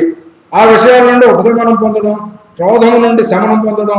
ఇలాగా కొంచెం సమయం అవుతుందని కొంచెం సంవత్సరం వచ్చింది, కొంచెం అలా అలా వెళ్దాం, మరీ అంత కాకుండా. ఇలాగా ఉంటూ శ్రద్ధారూపేణ అంటే విశ్వాసం కలిగి ఉండి, కాంతి రూపేణ అంటే వెలుగు రూపంలో. వెలుగు అంటే మనం అనుకుంటున్నటువంటి ఈ వెలుగు కాదు, ముఖ వర్చస్సు, లక్ష్మీ కళ ఉట్టబడుతుంది అని చెబుతూ ఉన్నాం. అటువంటి కళ కాంతి రూపేణ అంటే. లక్ష్మీ రూపేణ, వృత్తి రూపేణ. వృత్తి అంటే మనం ఏదైతే పని చేస్తుంటూ సంపాదించుకుంటూ బతుకుతూ ఉన్నామో అదే వృత్తి అంటే, వేరే ఏం కాదు. ఆ వృత్తి ఆ అమ్మవారు ఉంటేనే మనకు ఆ వృత్తి దొరుకుతుంది. ఆ సంపాదించుకొని మనం బతకగలుగుతాం. ఆవిడ అనుగ్రహం లేకపోతే మనకు ఏ వృత్తి దొరకదు. అలాగే స్మృతి రూపేణ. స్మృతి అంటే జ్ఞాపకం. ఓహో, ఈయన అప్పుడెప్పుడో ప్రవచనం చెప్పాడు అక్కడ, మీరు ఎప్పుడైనా నన్ను చూసి గుర్తుపట్టగలిగితే అదే స్మృతి. అటువంటి జ్ఞాపకాశక్తి రూపం అంటే మన యొక్క మేధస్సు అవసరానికి జ్ఞప్తికి రావడం స్మృతి. అటువంటి రూపంలో ఉన్నటువంటి ఆ తల్లి దయారూపేణ. దయలేకుండా ఎన్ని ఉన్నా కష్టమే. అటువంటి తుష్టి రూపేణ.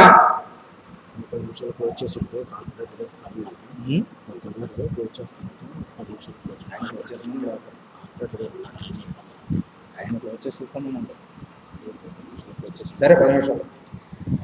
అలాగా తుష్టి రూపేణ, మాతృరూపేణ, అమ్మ స్వరూపేణ చెప్పుకున్నాం.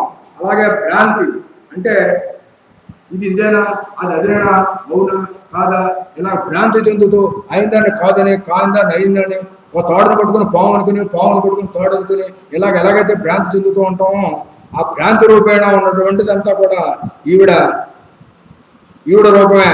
అలాగే పంచభూతాలు, మనస్సు, అహంకారము, పంచ జ్ఞానేంద్రియాలు, పంచ కర్మేంద్రియాలు అన్నింటయందు అమ్మ అధిష్టాన దేవతగా ఉంటుంది. అటువంటి లోకమాత పేరు చాఖిలేషు, చాఖిలేషు, అఖిలేషు, చాఖిలేషు. అలాగే ఆ లోకమాత ఈ విశ్వం అంతటా చిత్తశక్తి రూపంతో ఉంటుంది కాబట్టి చిత్తశక్తి అంటే యథార్థమైనటువంటి జ్ఞానం. ఇదే అని మనం గ్రహించగలగడం, దాన్నే బ్రహ్మజ్ఞానం. ఆ అమ్మని మనం తెలుసుకోగలగడమే ఆ బ్రహ్మజ్ఞానం. ఆ అమ్మని తెలుసుకోవడమే మనం జ్ఞానంగా సంపాదించుకోవడం అనేటటువంటిది. ఆవిడ యొక్క చైతన్య స్వరూపంగా మనతోటి ఉండి మనకు జ్ఞానాన్ని ఇస్తూ ఉన్నటువంటి ఆ యొక్క అమ్మకి నమస్కారం చేసుకుంటూ, చిచ్చక్తి రూపంలో నమస్కారం చేసుకున్నటువంటి దేవికి నమస్కారం చేస్తూ ఉన్నారు దేవతలు. ఆ నమస్కారం చేసినటువంటి పరిస్థితి ప్రకారంగా ఆ అమ్మ మళ్ళీ ప్రత్యక్షమయ్యి ఈ సొమ్మన సింబుల వద, రక్త బీజుల వద ఇవన్నీ చేసుకుంటూ చండముండులు అనేటువంటి రాక్షసుల్ని అనగానే చనిపోయాడు ధూమ్రాక్షుడు అన్నవాడు. ఆ తర్వాత చండముండుల్ని శూలంతో కూడా చంపింది. ఆ తర్వాత రక్త బీజులను వచ్చాడండి. వాడు చాలా విచిత్రమైనటువంటి వాడు. వాడి శరీరం నుంచి ఒక రక్తం నేల మీద పడితే ఒక రక్త బీజులు తయారవుతాడు. అలాగే మళ్ళీ వాడిని ఏమో పొడిచి వాడి నుంచి రక్తం కడితే మళ్ళీ రక్త బీజులు పడతాడు. ఒక బిందువుకు ఒక రక్త బీజులు పడతాడు. అలాగే భూమండలం నిండిపోయింది. అటువంటి వాడిని ఎలా చంపాలో అర్థం కాలేదు. అప్పుడు అమ్మవారు పిలిచి, కాళికాదేవి రూపంలో ఉన్న కాళికని పిలిచి, ఈ భూమండలం అంతా కూడా నీ నాలుకని చాపు, ఆ నాలుకని చాపితే ఆ నాలుక మీద పడుతుంది, భూమిని తాకదు కదా ఈ రక్తము. అప్పుడు ఆ రక్తాన్ని నువ్వు తాగేస్తూ ఉండు, ఆ పండి వాళ్ళందరినీ తాగేస్తూ ఉండు, తినేస్తూ ఉండు, అప్పుడు వాళ్ళు చస్తారు అన్నట్ట.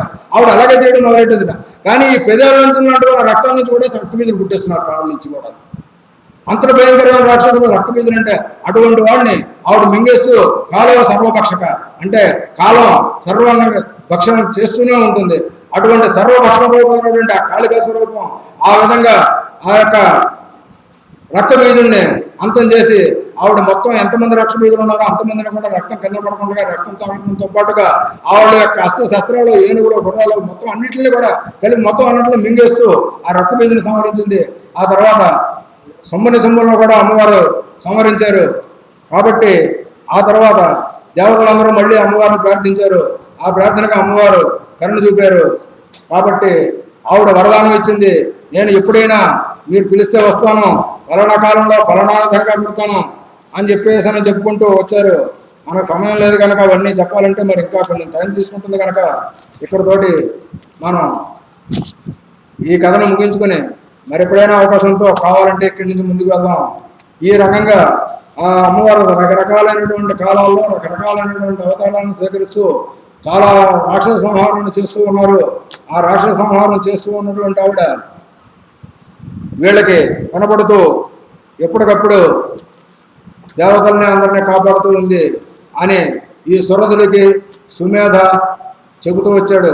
ఆయన చెప్పిన తర్వాత అమ్మవారిని ధ్యానం చేసుకుంటూ 1000 సంవత్సరాలు, 100 సంవత్సరాలు, ఒక సంవత్సరం పాటు వీళ్ళు ఆ యొక్క అమ్మవారిని ధ్యానం చేసుకుంటే అమ్మవారు ప్రత్యక్షం అయ్యారు. ఏం కావాలో వరపూర్వకం అనగానే ఈ రాజుగారు సూర్రథుడు, ఆయన రథం మీద ఉన్నాడు కాబట్టి అది పోగొట్టుకోలేక నువ్వు నాకు ఈ రాజకాంక్ష ఉండిపోయింది అనగానే, సరే నువ్వు నన్ను ప్రసన్నం చేసుకున్నావు కాబట్టి నీకు మామూలు రాజ్యం కాదు, ఈ జన్మలో నువ్వు మామూలుగా ఈ రాజ్యాన్ని పొందుతావు, కానీ నన్ను ప్రసన్నం చేసుకున్న కారణంగా నువ్వు 8వ మన్వంతరంలో సూర్యసాగరునిగా నువ్వు మన్వంతరం మనువుగా జన్మిస్తావు అని ఆ సురధుడికి అమ్మ వరం ఇచ్చింది. ఇక సమాధి, ఆ సమాధి అనేటువంటి ఆయన నీగా వరం కావాలని అడిగింది. ఈ కథలన్నీ విన్న తర్వాత ఈ జీవితం అంతా క్షణభంగురం, ఈ జీవితం ఏమీ కాదు, ఈ జీవితంలో మనం అనుభవించే సుఖాలే కాదు, ఎంతైనా పరమాత్మను చేరుకోవడమే సుఖము, పరమాత్మను చేరుకోవాలి. కాబట్టి ఆ పరమాత్మ వైపే నా మనసు ఎప్పుడూ నిశ్చలంగా ఉండి ఆ పరమాత్మను చేరుకునేటటువంటి అనుగ్రహాన్ని నాకు కావాలని ఆయన అడిగాడు. దాన్నే మనం సింపుల్గా మోక్షం కావాలని అడగడం అని అంటాం. ఆ విధమైనటువంటి జ్ఞానాన్ని అమ్మ ప్రసాదించింది. ఆ తర్వాత ఆయన ఆ జ్ఞానంతో కైవల్యం పొందాడు. అటువంటి ఈ దుర్గా సప్తశతి చరిత్ర విన్నటువంటి వారికి ఉన్నటువంటి ఫలితాలను చెప్పుకోవాలి అని అంటే మళ్ళీ ఒక 2 గంటల సమయం కావాల్సి వస్తుంది. కాబట్టి ఆ ఫలితాల జోలికి వెళ్ళట్లేదు. ఆవిడ ఎవ్వని సుఖము కానీ వరము కానీ కష్టం ఏమి అన్ని రకాలుగాను ఆవిడే చూసుకుంటాము అనేటువంటిది సర్వకాల సర్వావస్థలందరూ ఆవిడ అందరినీ కూడా రక్షించాలని కోరుకుంటూ కాయేన వాచ మనసేంద్రియైర్వా బుద్ధ్యాత్మనా వా ప్రకృతి స్వభావాత్ కరోమేద్యతంకలం పరస్మై నారాయణాయేతి సమర్పయామి. శ్రీ జగదంబార్పణమస్తు. కాలే వర్షద పద్యన్యః పృథివీ సస్యశాలిని దేశోయం క్షోభరహితోయం బ్రాహ్మణా సంతు నిర్భయాః. స్వస్తి ప్రజాభ్యః పరిపాలయంతాం న్యాయేన మార్గేణ మహిమహీషాః. గోబ్రాహ్మణేభ్యः శుభమస్తు నిత్యం. లోకాः సమస్తాः సుఖినో భవంతు. శ్రీ జగదంబార్పణమస్తు. స్వస్తి.